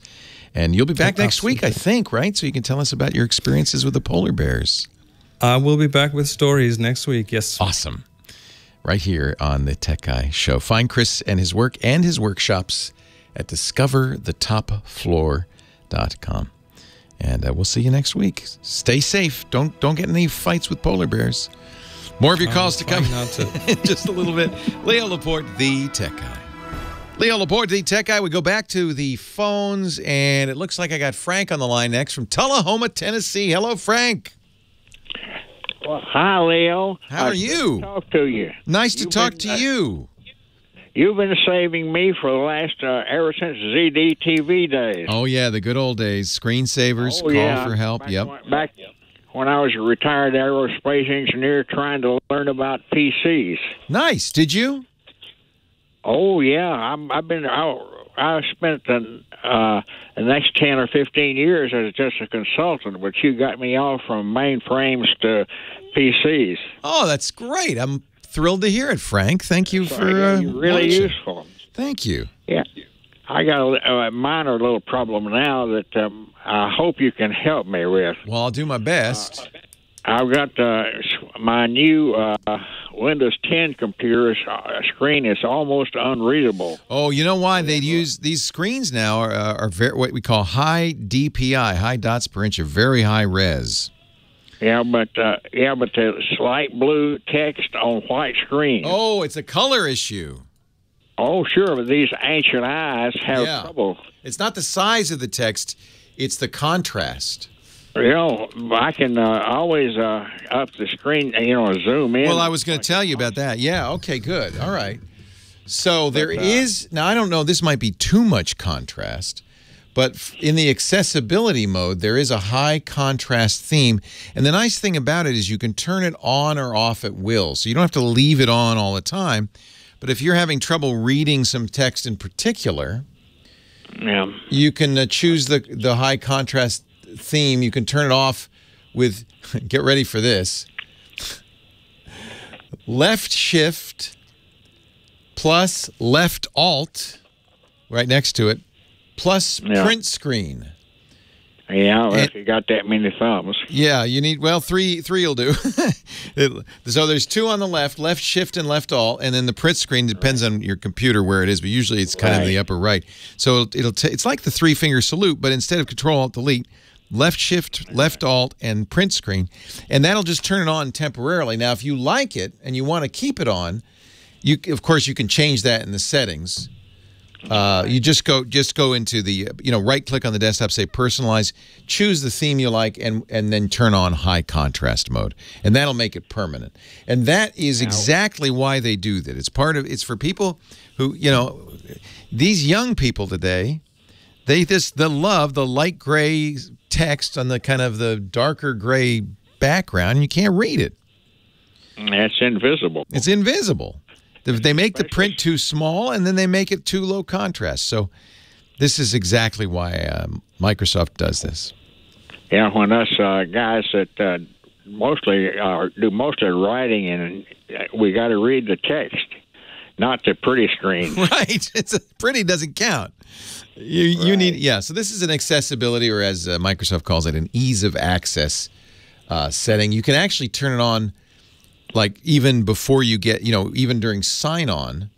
When you go to the sign-on, in the lower right, there's like a little, it's the ease of access button. It's, I don't know, looks like a wheelchair or something, but you can click that and choose high contrast. That'll make it easier to sign on to. So this is all for people who, of a certain age, like you and me, who can't read those screens as well as we used to. You'd think at Microsoft, I think they didn't have what they call a usability. Oh, they do. They do. Oh no, they do. And it's and it honestly, it is sometimes designers, I think. Well, first of all, they're young. They got young eyes, but I think also sometimes they favor form over function. You know, was it Frank Lloyd Wright who said form should follow function? That the idea of a design is functionality should inform the design, should tell you, the designer, what it should look like. And I think sometimes designers forget that, and they care about how it looks more than how it works. So the good news is the other side of Microsoft, across the aisle from the designers, there's a very good accessibility team that is totally devoted to making Windows easier to use for people who have all kinds of accessibility issues. And so Apple does this too. In fact, some might say does even a better job. But Microsoft has a very active, I remember talking to the advocate. There was a woman whose sole job across the whole company was to be an advocate, to go into every division and say, now let me see your accessibility plans. How accessible is this going to be? And contrast is a big one. All phones now will do this. Tablets will do it. And yes, Windows 10 will do it. Turn on high contrast mode. And that will really help you with that low contrast text. I really like it. I think this is a nice feature that they make it that you can toggle it. Because I don't know if I would want to operate in high contrast mode all the time. But left shift, left alt, plus print screen turns it on. Left shift, left alt, plus print screen turns it off. Ad hoc, as needed. Nice to talk to you. I'm glad things are going well for you in Tullahoma. Thank you, Frank. All right, let's get back to the phones. Nancy in Corona, California. You're next. Hi, Nancy. Hello, Leo. Nice Welcome. talking to you. Nice to talk to you. Thanks for calling. Okay, I just, do you know anything, I know it's too soon yet, but do you know anything about the number 8 iPhone coming out with Apple? Yeah, no, I can tell you, I think the rumors are pretty accurate, so I can tell you what the rumors say. But remember that Apple does not pre-announce, that they wait until September to announce all this stuff. Yeah, I know it's September. Yeah. So here's what I think, and most people seem to agree this is it. There'll be 3 new iPhones. Remember, this is the 10th anniversary of so they want to make a big splash. Okay. So the rumor is that they released a new iPhone last September, the iPhone 7. Yeah, which I do not like. Okay. They'll do a 7S. That will be just the same body, the same style, just an updated version of the iPhone. But then there'll be a third one, the 10th anniversary iPhone. We don't know what they're going to name it. But that one will be a super premium iPhone. May not be available right away. There's some concern about the materials involved because they say it will be an edge-to-edge OLED screen, very high-quality screen that fills the phone. Now, let me guess why you don't like the iPhone 7. Is it because of the headphone jack? That's one of them, yeah. So that's not coming back. It's not? I know. Hard to believe. My friend Nilay Patel, who writes for The Verge, says it was a user-hostile move, and I agree. But it didn't hurt sales. The iPhone 7 is the best-selling iPhone ever. I know. A lot of people have them. So Apple's just saying, well, I guess nobody wanted a headphone jack. They're wrong. Yes. There's 3 coming out. There's 3. The 7S, the 7S Plus, and then whatever this new 10th anniversary iPhone. I have a 5S, but I really like the 6. I would look, if you want a headphone jack, go the 6S, which is the last iPhone with a headphone jack, is just fine. And I want to get one. It looks just like the 7.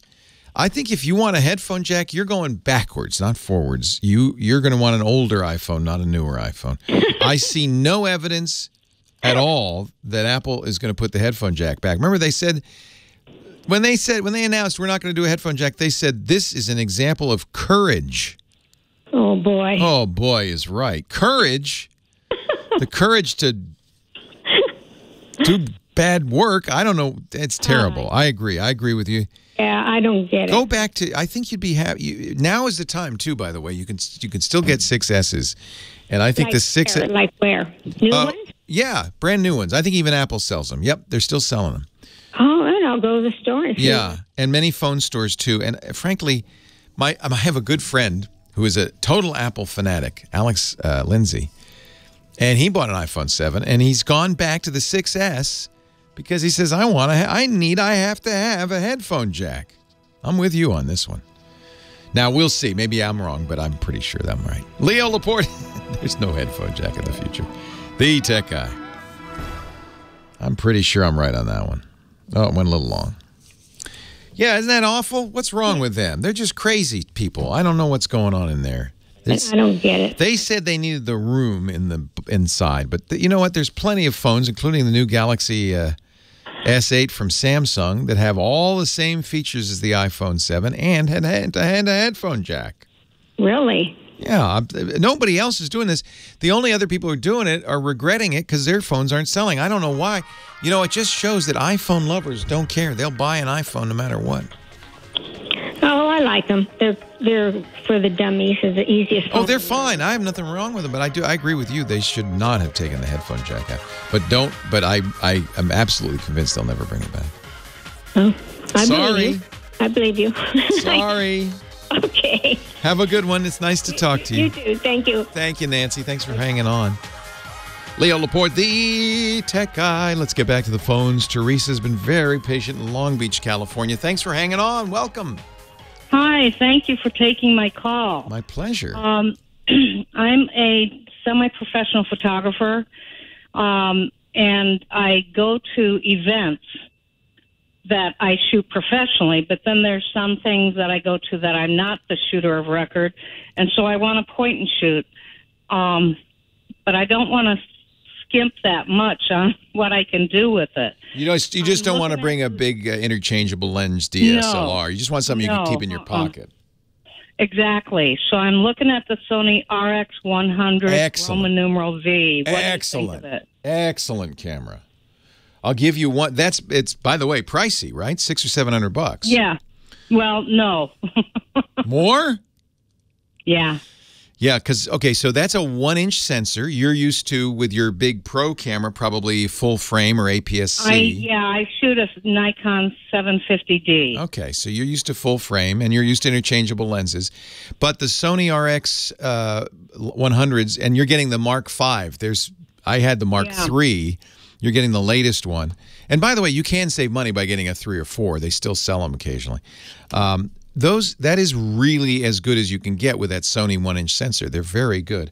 Another one I would look at, it's actually the one I bought for my upcoming trip, is from Panasonic. It's the Lumix LX10. And that is also a 1-inch sensor, 24 to 72 equivalent zoom. It does, where it really sings is its video. It does 4K video. Yeah, so does the Sony, though. Yeah, no, the Sony's very good. The Panasonic's a little less expensive. That's the only reason you might look at it. But how's the zoom on the Lumix? It's 24 to 72. The aperture range is a little faster too. It starts at f1.4, goes up to f2.8. I would look at. There's a good comparison. If in November of last year, DP Review, one of my favorite sites, you're probably familiar with it if you're a photographer, did a review of the Lumix DMC LX10.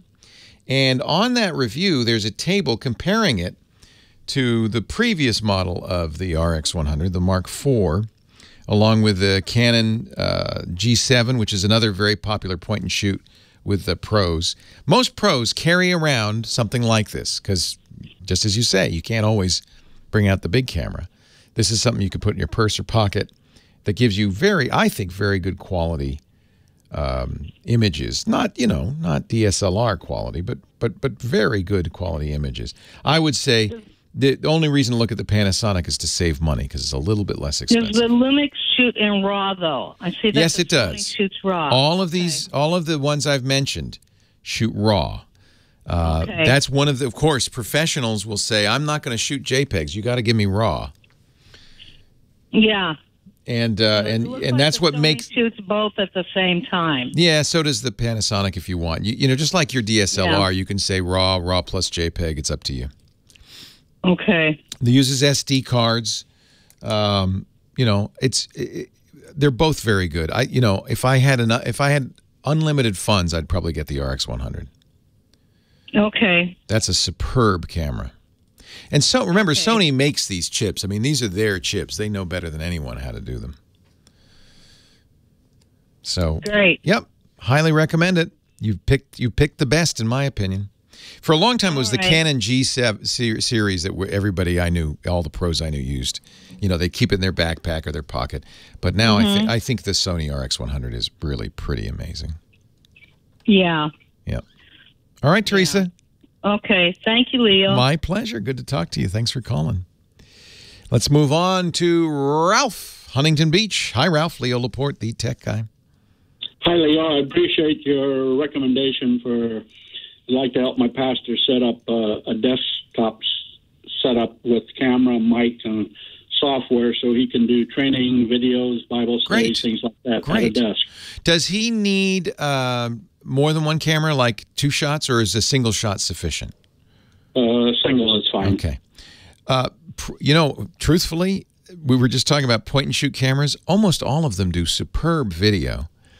If you have, but what you're going to look for is one that has a mini jack for the mic, because the on-camera mic is too far away. He'll sound like he's in a big echo chamber. You don't want that. What you want is a little mini jack on the camera that then can go to a wireless lapel mic, or what we call in the business a lavalier mic. It clips onto your shirt. That way he's mic'd close mic. He sounds like I do right now instead of like in a big room. And there will be a wire. You don't do wireless because it's very expensive and complicated. So that wired mic, Sennheiser makes some very good ones. Audio-Technica makes very good ones. That wired mic goes to that camera, and that camera's on a tripod. And I would just record in camera. Then once you get the recording done, then you can take the SD card out of the camera, put it on your computer, and if you need to edit it, Adobe Premiere Elements, it's under $100. We'll let you burn a DVD or just create a file that you can distribute, put on the website, that kind of thing. Okay. Now, is there any way to have this connected directly to a laptop, so it's recording on the laptop, and you'd have software so you'd see how you're positioned in the camera? Yeah, you can do that. I mean, many of these point and shoots, you can flip the LCD around. I'm doing that right now. For instance, I can see the camera I'm looking at. I can see an LCD right next to it. It's small, but I can see it. And the advantage of that is it looks like I'm looking at the camera. If he's got it on a laptop, he's going to look over to his left, and he'll be looking off camera all the time. I know, because I know how it is when you work in television. There's something about your picture on a screen that draws you. So whenever people are doing this, they try not to, unless you're you've worked in TV for many years and you know better, they try not to put the monitor anywhere but right next to the camera. Otherwise, you're going to be looking off camera all the time. Now, if you want, yes, there are cameras. You're probably not going to use a point and shoot at this point. You're going to go out and buy a video camera. They're a few $100. Canon Vixia is what we use. I like the Canons. And they have, and many of these do, but you're going to have to look for this as a feature, live HDMI out. That means that when you're recording or when you're using the camera, the HDMI port is live. On some cameras, you only can use the HDMI port when you're playing back from the memory. But many cameras, including these Canon Vixias, the HDMI port is live just when it's recording. That way you can take that HDMI and put that in a laptop or put that in a screen, and he can see that. If you don't mind the fact that he's looking off camera a little bit. Well, I was thinking put the camera just above the screen. Yeah, there you go. Yeah, you can put it on a big TV. So get a and you can get a cheap monitor, a 20, 30, 40, 50-inch monitor for a few $100. That's nice and big. You got the HDMI cable coming out of the camera. Camera's on the tripod, coming out of the camera, going right into the TV. And then if you get a Canon Vixia, I think they're about $600, $500. They also have mic inputs. In fact, some of the nicer cameras, if you spend a little more, will have a standard mic input, what we call an XLR or Canon plug input, that you can use a professional studio mic with. But frankly, if you just have the little mini jack, that's fine. A couple of years ago, I think I heard you talk about a nice sort of a studio mic that was a USB connector that would connect. Yeah, there are quite a few of those. My current favorite is probably from Shure, S-H-U-R-E, in the Motiv line, M-O-T-I-V line. Those are quite good. I see a lot of people using microphones from a company called Blue, B-L-U-E. I don't like, they have one called the Yeti. I really don't like it. It's a USB mic, but they have the Raspberry is quite good. Yeah, so there are good USB mics. A little more tricky, though, to record to a laptop where the audio and the video are from separate sources. I guess you wouldn't have too much trouble syncing. That'd be another way to do it. Leo Laporte, the tech guy. More calls in just a bit. Hey, we'll have more with the tech guy in just a bit, but let me tell you a little bit about a company that makes the tech guy possible and empowers a lot of businesses with marketing, with training. It's Wistia. Now, I know, businesses that want to do video on the web often, when you first start it, you go, we'll just put it on YouTube. And then you realize real quickly, our stuff doesn't really belong on YouTube. The environment's very different. You don't want your employee watching a video to be segued into a bikini video, and you definitely don't want a potential customer. So that's why so many businesses now use Wistia. Businesses like Cirque du Soleil and Starbucks and HubSpot. Wistia is a video hosting platform that really gives you all the tools you need, analytics and video marketing tools to power creative communication. More than 300,000 businesses are now using Wistia. You get great analytics, heat maps, trend graphs, engagement graphs. You can, if you're using it for marketing, actually capture email addresses within your video. You get a customized player that's branded for your company. Using video throughout your business becomes really simple, and it integrates with the marketing automation software you may already be using, like Marketo. Wistia provides friendly support service people. They're available whenever you need it. They give you free resources to help you use video across your business. Even if you've never made a video before, they make it easy. You'll increase your visibility. You'll boost your conversion rates. You'll power your sales team. There's something about video that's really compelling. And this is a tool you could be using, and you can use it free right now at Wistia.com. Free for your first 3 uploads, advanced video analytics, all the features and integrations built in with business in mind. Wistia.com. Try it today. Wistia.com. We thank them so much for their support of the Tech Guy podcast. Leo Laporte, the Tech Guy. Time to go back to the phones. And who's on the line? Why, it's Henry from Riverside, California. Hi, Henry. How you doing, Leo? I'm well. How are you? If I were any better, I'd be twins. I never knew what that meant. Neither do I. Yeah, but it's good. It's a good line. I like it. I am very perturbed with Apple, however. Oh, now what? Well, I agree with your assessment of the new laptops. Yeah, I've been mentioning this before, that I traded in my Touch Bar MacBook Pro. I wanted, I always buy the latest and greatest, but I kept hitting the Touch Bar by accident. It never seemed to have any value at all, so I just traded it in for the one without the Touch Bar. Well, I don't blame you. My favorite of all of them has always been the MacBook Air. Oh, it's a beautiful machine. And they don't make it anymore, and my original one began having battery problems, and I was looking around for a new one. I checked out the new laptops, and I said, oh, that bar in there, like Leo says, gimmick. It's a gimmick. And now, if you can ignore it, you don't have to use it. My problem was I kept hitting it by accident. And I would do the same thing. Yeah.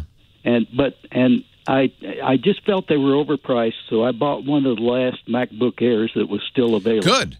You know why they discontinued the MacBook Air is the screen. Yeah, I know. There was a low-resolution screen, and they want to do Retina everywhere. But I like convenience, and I like performance, and I got both from that computer. The MacBook Air was such a success that the entire PC industry imitated it. They created something called an Ultrabook, which was basically a MacBook Air. Mm-hmm. And everybody who makes Windows PCs made their version of the MacBook Air. Even Microsoft with its new Surface laptop. That's basically a MacBook Air with Windows. Exactly. So yeah, I don't, remember that Apple is kind of, they're kind of, I think, very devoted to this idea that Steve Jobs brought to the company when he came back, that you shouldn't try to do too many things. Well, that's nice, but that brings me to my next subject here. Okay. Since the last OS was downloaded to my desktop, I have been harassed about signing into iCloud. Yes. Now, I know that they want you to do the two-factor identification. Yeah, they're requiring it. They're going to start requiring it. That's what I heard. Yeah. And I understand it's by June 15, something like that. Yep. But I will accept it because I agree that the extra security is terrific. But at the same time, I'm busy with about 100 other things right now, and I'm not ready to do it. I don't blame you. And they keep, when I try to sign in to my mail, they keep kicking me out and making me sign in again. This is actually a big gripe I have with Mac OS as well. Mm-hmm. And it's on iOS too, is that for reasons I don't understand, Apple, more than anybody else, asks you to sign in again and again. And we, on the iOS side, we have fingerprint readers. We are signed in, and they still ask you for the passwords way too often. Exactly. Now, my friend Steve Gibson is a security guru, says, well, we don't know, but I have to assume that Apple has a reason for this. They're not just randomly asking you for the password, that it is triggered by some potential security risk. And I do have to say, Apple's very good. They have very good security people, and they think long and hard about how to keep your data safe. So I don't know why they ask for it so often, but I can only assume they're doing it for a reason and not just kind of randomness. Well, all it has done is urinate me off. I know, me too. But, me too. In fact, I'll tell you what I did. I moved to Windows. Uh-huh. I moved to a Lenovo laptop that is kind of like a MacBook Air, but with a much better screen and has a fingerprint reader, and it never asks me for a password. I like it, well, and I feel very secure. I have the hard drive's encrypted. I have a strong fingerprint protection. I have a strong password. I feel pretty good. I have also followed your advice, and I've bought an upscale Chromebook. Nice. How do you like it? I'm trying to get used to that, but man, is there after I know it's not a Mac. 40 years of using Apple. Yeah, it's not the same. I am having a lot of trouble with the learning curve. It may not be for you. The reason I recommend Chromebooks and I like Chromebooks is what a lot of people are doing these days is really living in the browser. Computing has changed. One of the reasons I can use Windows, I'm not a Windows fan, but I don't really see Windows that much. I'm mostly in the browser. And so for somebody like that, a Chromebook is a good choice. It's just a browser. But it sounds like maybe you do more with your Mac than just live in the browser. Oh, yeah, I do photography, I do music, I do... for those people, to other cloud. A Chromebook may not be the perfect solution because if you want to do photography, you can only do stuff you can do with a Google Chrome plugin or extension. There's a very good one called Polar with 2 R's, and Google Photos has gotten better. But if you want anything more than that, you're going to be disappointed. I use Lightroom. I have to have a general purpose computer. So do I. Yeah. Similarly, if you're going to do music, do you make music or listen to music? Both.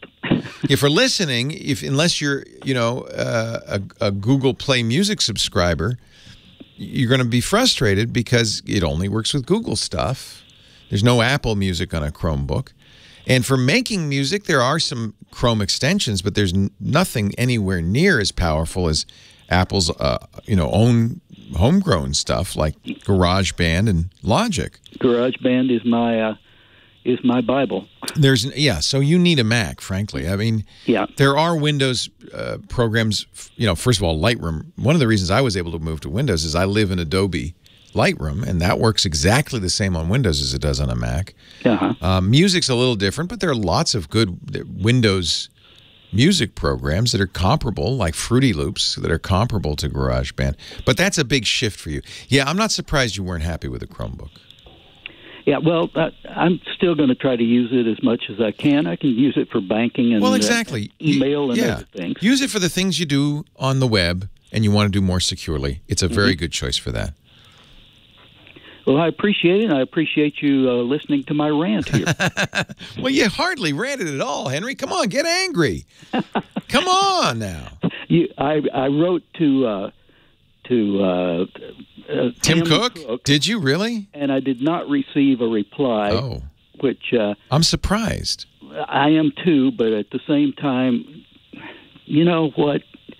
I don't believe Apple will ever be the same since Steve Jobs died. No, I think that's pretty clear. Yeah, I will buy the new iPhone X or 8 or whatever they're going to call it this next time.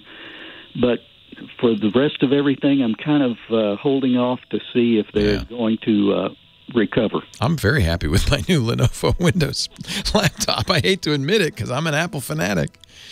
Well, Henry, it's very nice to talk to you. I couldn't agree more. We should point out they're a horrendously successful company nonetheless. See, you're still buying iPhones. Leo Laporte, the tech guy. Leo Laporte, the tech guy. Winding down the show on this Sunday afternoon. Bruce is on the line from Colina, California. Is it Colina? Colina. Colina. Hi, Bruce. Hi. Welcome. Thank you. Thanks. Second-time caller, long-time listener. And long-time holder, and I appreciate it. Thank you. Over the years, on my Mac, I've copied files and I've moved files, and I've got them on a number of different hard drives. Mm-hmm. And I'm looking for something that I can kind of consolidate. Yeah, this is not an uncommon problem. Photographers suffer this. Anybody who's got a music collection that spans a couple of drives suffer this. Generally, I would just say live with it, only because de-duping always runs the risk, however slight, of deleting both copies of something you want. However, I am going to tell you about some de-duping tools. Did you say Mac or are you on Windows? Mac. Yeah, that's what I thought you said.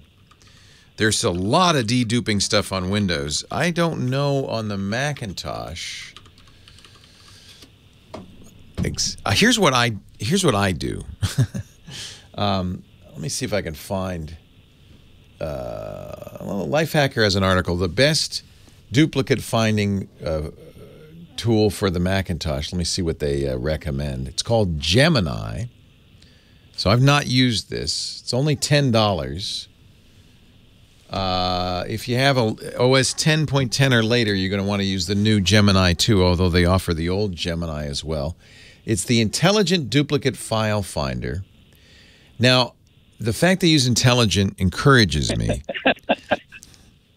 Because what you don't want is a file deduper that bases it solely on the name of the file, because it's going to make mistakes, and or on just the file date. You want something that actually looks into the file. Now, it's going to run slower, but it's going to scan the files, and it's going to, in most cases, the best dedupers will do something called a hash. Well, they actually say, if this file is an exact duplicate, delete it. If it's not an exact duplicate, don't. I'll tell you where you get into trouble. I know people who have big music collections, and they might have two songs with the same name, the same date, by the same artist, but one's live, one's studio. A bad deduper is going to delete one of those. A good deduper will say, well, I know it's the same name, same artist, same date, because you bought them at the same time, but I can see it's not the same file. Right. So that's kind of what you want. Now, what kind of files do you have? Everything from InDesign files, Photoshop files, pictures. I do use Lightroom. Good. Yeah. Pictures are tricky because, well, Lightroom's a good example. You have the original photo, and then you have a modified photo. They may look kind of the same to a bad deduper, but Gemini is smart enough, even if, somebody in the chat room saying, even if it's the same photo at a different resolution, it's smart enough to know. Oh, okay, good. So they really are spending some energy kind of, and that's what you want. This actually looks like, I'm going to have to buy this because I've been living with it. Now, good advice from PC Guy 8888 in the chat room. Back up before you run it. Yeah. Because you don't know. The good news is hard drive is cheap. Storage is cheap. So you're not doing this to save space, really. You're doing it, and I'm going to honor this, because you're a little OCD. You don't like, and I'm with you on this, that just the notion that these duplicates exist bothers you. And that I hate seeing in iTunes a file with a 1 in the name, because that means it's the same as another one somewhere else. I don't like that. So I'm with you. I'm a little OCD too. I want to tidy it up, but I got to say it's risky. Now, one of the ways Gemini gets around this is it actually doesn't. It takes advantage of the Apple trash. It doesn't delete anything. It just moves it to the trash. Where I would suggest you just leave the stuff in the trash for a while. Because it hasn't been deleted. Yeah, until you're sure. And then, yeah, you really kind of want to check. I don't know, you got to be careful.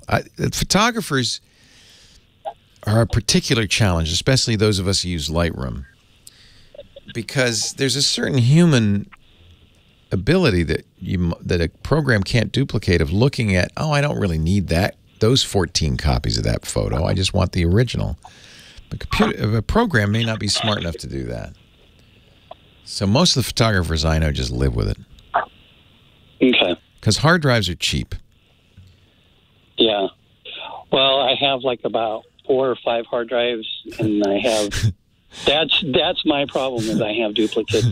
I'm going to make one more recommendation, and I'm rereading this PDF because I'm going on vacation, and I know I will come back with thousands of photos. And our friend Chris Marquardt, our photo guy I was on earlier, has a PDF that is so good, that is just simply his triage method with photographs in Lightroom. I think he calls it 1,000 photos in an hour.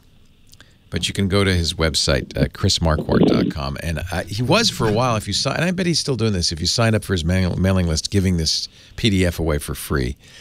But it's you may have your own system. You may not need this. I did not. It's a very good system that encourages you at the end of every day, at the end of every photo shoot, to categorize and delete, prune your photos. And he's very good. He's got a very good system, which I adopted some time ago, and I'm planning to use religiously on this trip. Chris Marquardt is CHRISMA, it's a little weird, MARQUARDT.com. And if you go to shop.chrismarquardt.com, you can buy it there. Oh, no, it looks like he's offering it for free. Mike Mann in our chat room, yeah. So it's 1 hour, 1,000 photos. It won't solve this duplication issue, but it might help you it'll help the future Bruce. Future Bruce will say, thank you, past Bruce. Hey, I really appreciate it, and I'm with you. I just look at my stuff and I go, oh. And then I do stupid things. I was just going through my music, and I made copies. There's an album in various artists, and there's an album at the root level. I just have copies of the same album. It's like, oh, please. And some of that comes from synchronizing folders, right? Because it looks, and it looks like, well, that's a different album, but it isn't. So I am going to get a copy of Gemini. I'll try it, but just back up. Be careful. Okay. Hey, it's good to talk to you. I'm so glad you hung on, Bruce. Thank you. Thank you. Yeah, take care. Gemini looks like the program for the Mac. On the Windows side, there's 100. And the other thing I do use on the Mac that I really am a fan of is something called ChronoSync, ChronoSync. It's not free, but I think there's a free trial, and it's not very expensive. It is a folder synchronization utility. It's very smart, and I use that a lot if I want to do backups, or it's really a useful tool on the Macintosh, and I put that on every Mac. ChronoSync. I can't remember who makes that. It's not chronosync.com.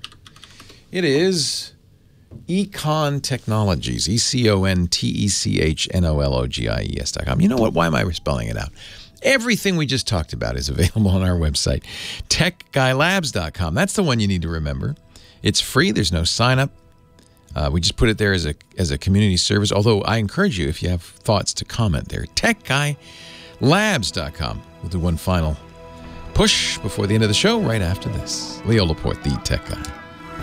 Waning moments of the Tech Guy Show. Leo Laporte, the Tech Guy. We have a few minutes left to take some calls. Let's do it. Why don't we do it?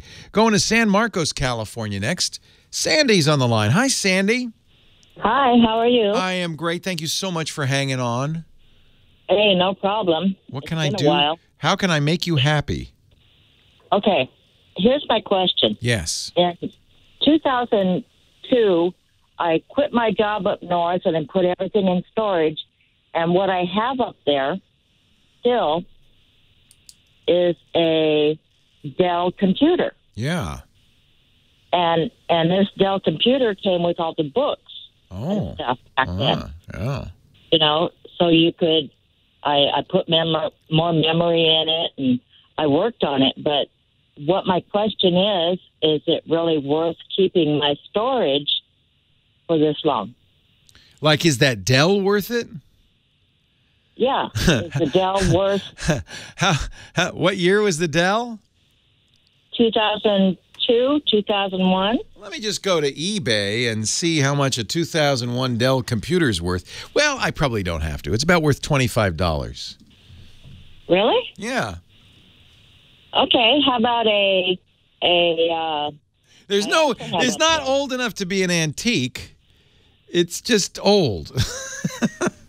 It may be in 100 years it'll be worth something again. What else do you have? Okay, what else I have up there is, I know this sounds silly, but you remember the old laptops? Yeah? How old? You remember how thick they were and how long they were? Yeah, see, no one wants those either. And they took floppy disks? Yeah. And you're laughing, so that's... Yeah, no, it's not worth... How much do you pay? $40 a month? $50 a month? Storage? Yeah. Just went up to 80. Yeah. So let me put it this way. Those computers are worth less than 1 month's rent in your storage. Really? Computers don't retain value. There's no antique market for computers, no nostalgia. In fact, I wasn't thinking antique with the Dell. I was thinking if I could upgrade it to something today's. No, you can't. So, yeah, no, it's not. I'm sorry. It's gone. It's useless. It's old. Even if it ran perfectly, which it probably doesn't. It did. Did you? Well, when? Pardon? When? Well, when the last time I saw it. Well, did you drain the oil out of the block and put it up, take the wheels off and put it up? I mean, you can't just leave it's not, even if it worked fine 4 years ago, doesn't mean it's going to work fine now. I hate to be the bearer of bad tidings. But it's okay. I just needed to know. Save your $80. Okay. Yeah. I mean, yeah, computers. So I often think of, they always say dog years. Dogs, about 7 to 1, right? Every human year is about 7 dog years. So, if a dog's 10 years old, it's kind of 70 years old. Computer years, it's more like 15 years. So that computer is already 15 years. It's like a 225-year-old computer. Oh, okay. Don't laugh at me. I'm not laughing at you. I'm just saying. I think I probably would stop. I'm not. I'm sorry. Yeah. No. Well, I know. I should be like on Antique Roadshow. You bring in something like that on Antiques Roadshow. They wouldn't laugh at you. They just say, "Oh, well, no, it's not worth anything." I just needed to know if it was worth saving anymore. No, it isn't. It's and it's still too young to be a really great antique. But it's going to be a lot. The problem is they made millions of them. I wasn't looking at the antique part of it. Yeah, no. Just because it works doesn't mean it's worth anything. Yeah, because I can go out and buy a $250 Chromebook. It's brand new. That's not 225 years old. It's just there's no market for old technology. That just doesn't wear well. I'm sorry. Leo Laporte, the Tech Guy. Lauren in Costa Mesa is next. Hi, Lauren. Are you there? Hello. Hey, welcome. I'm here. So your daughter's getting married in July. Yep, July 7th. And you want to embarrass her. Hopefully. So, Kim said you have old tapes? Yeah, I've got old drawings that she did, which that's easy. But I have cassette tapes that of her singing when she was 2 years old. Oh, how fun. Well, even if she weren't getting married, it would be, the clock is ticking. It would be absolute. And everybody who's listening who has anything, audio or video, on those old, brown Mylar-backed tape, that stuff does not, it doesn't age well, because what happens is it gets brittle, and the brown stuff is iron oxide. It's a magnetic material. It starts to flake off. And those anything that I can get off will be good. Yeah, those cassettes are already of an age that it might very well be, as soon as you start playing it.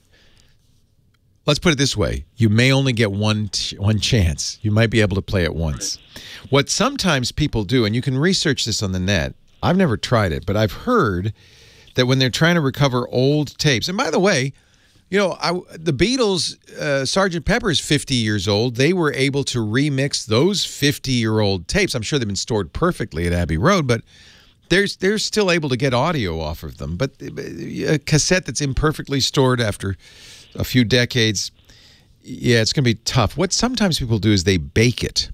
They actually heat them up, and the idea, I guess, is that the heat, and by the way, I don't know how to do this. You should look it up before you do it. But the heat might kind of reseal the adhesive.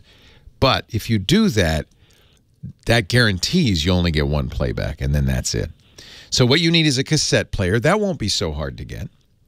They're still out there. One of the things I'm trying to find a decent one, because when I've looked on the web, a lot of the responses from people are that they don't work, or they have problems. I should have asked our last caller. She had a cassette player in there with Adele. I imagine. I mean, I know you could still buy basically Sony Walkman. They're brand new, but if you go to eBay, what you'd really like is not a portable cassette player, but one of those old, stereo component cassette players, like an Onkyo or a Denon or something like that. I have one of those. I have one of those as part of the stereo system. Oh. I tried playing a tape in it, and the recorder player will not work because apparently there's belts in there that are gone. Yeah, stuff wears out. The belts, stretch, so you'll get wowing. There's all sorts of problems. And nowadays, when they take cassettes or tapes and they digitize them, some of the best recordings in the world are still on, tape. What they'll do is the tape, when it's recorded on a cassette or a reel-to-reel, there's a bias tone recorded. And if the tape is wowing or fluttering, the bias sound will wow and flutter. And what they do is they actually use that bias tone to correct any speed variations in the tape to get a good recording. There is, for $17.99 on eBay. I'm sorry, Amazon. This is my studio engineer just passed this along to me. A audio USB portable cassette tape to MP3 player. It's designed for converting old tapes. And it's $18. It's brand new. I don't. It's probably good enough to take old tapes of an 8-year-old or 2-year-old. Part number. Just search for Digit Now ! And then cassette player. Digit Now and cassette player, and it's $17.99 on Amazon. You know what? Don't spend more than that. But do this soon. Hey, I'm out of time. Leo Laporte, the Tech Guy, thank you so much for being here. We'll see you next time. Don't forget, next week, Scott Wilkinson fills in for me on Saturday, and my friend Jason Snell from Macworld Magazine on Sunday, and I'll be back from vacation in a couple of weeks. Have a great Geek Week. Well, that's it for the Tech Guy Show for today. Thank you so much for being here. And don't forget, it's just the tip of the iceberg. We do nearly 30 shows on the Netcast network. It's called TWIT, T-W-I-T. It stands for This Week in Tech, and you'll find it at twit.tv, including the podcasts for this show. We talk about Windows on Windows Weekly, Macintosh on Mac Break Weekly, iPads, iPhones, Apple Watches on iOS Today, security on Security Now. I mean, I can go on and on. and on. You even get your daily dose of tech news with Tech News Today. And, of course, the big show every Sunday afternoon, This Week in Tech. You'll find it all at twit.tv. And I'll be back next week with another great Tech Guys show. Thanks for joining me. We'll see you next time.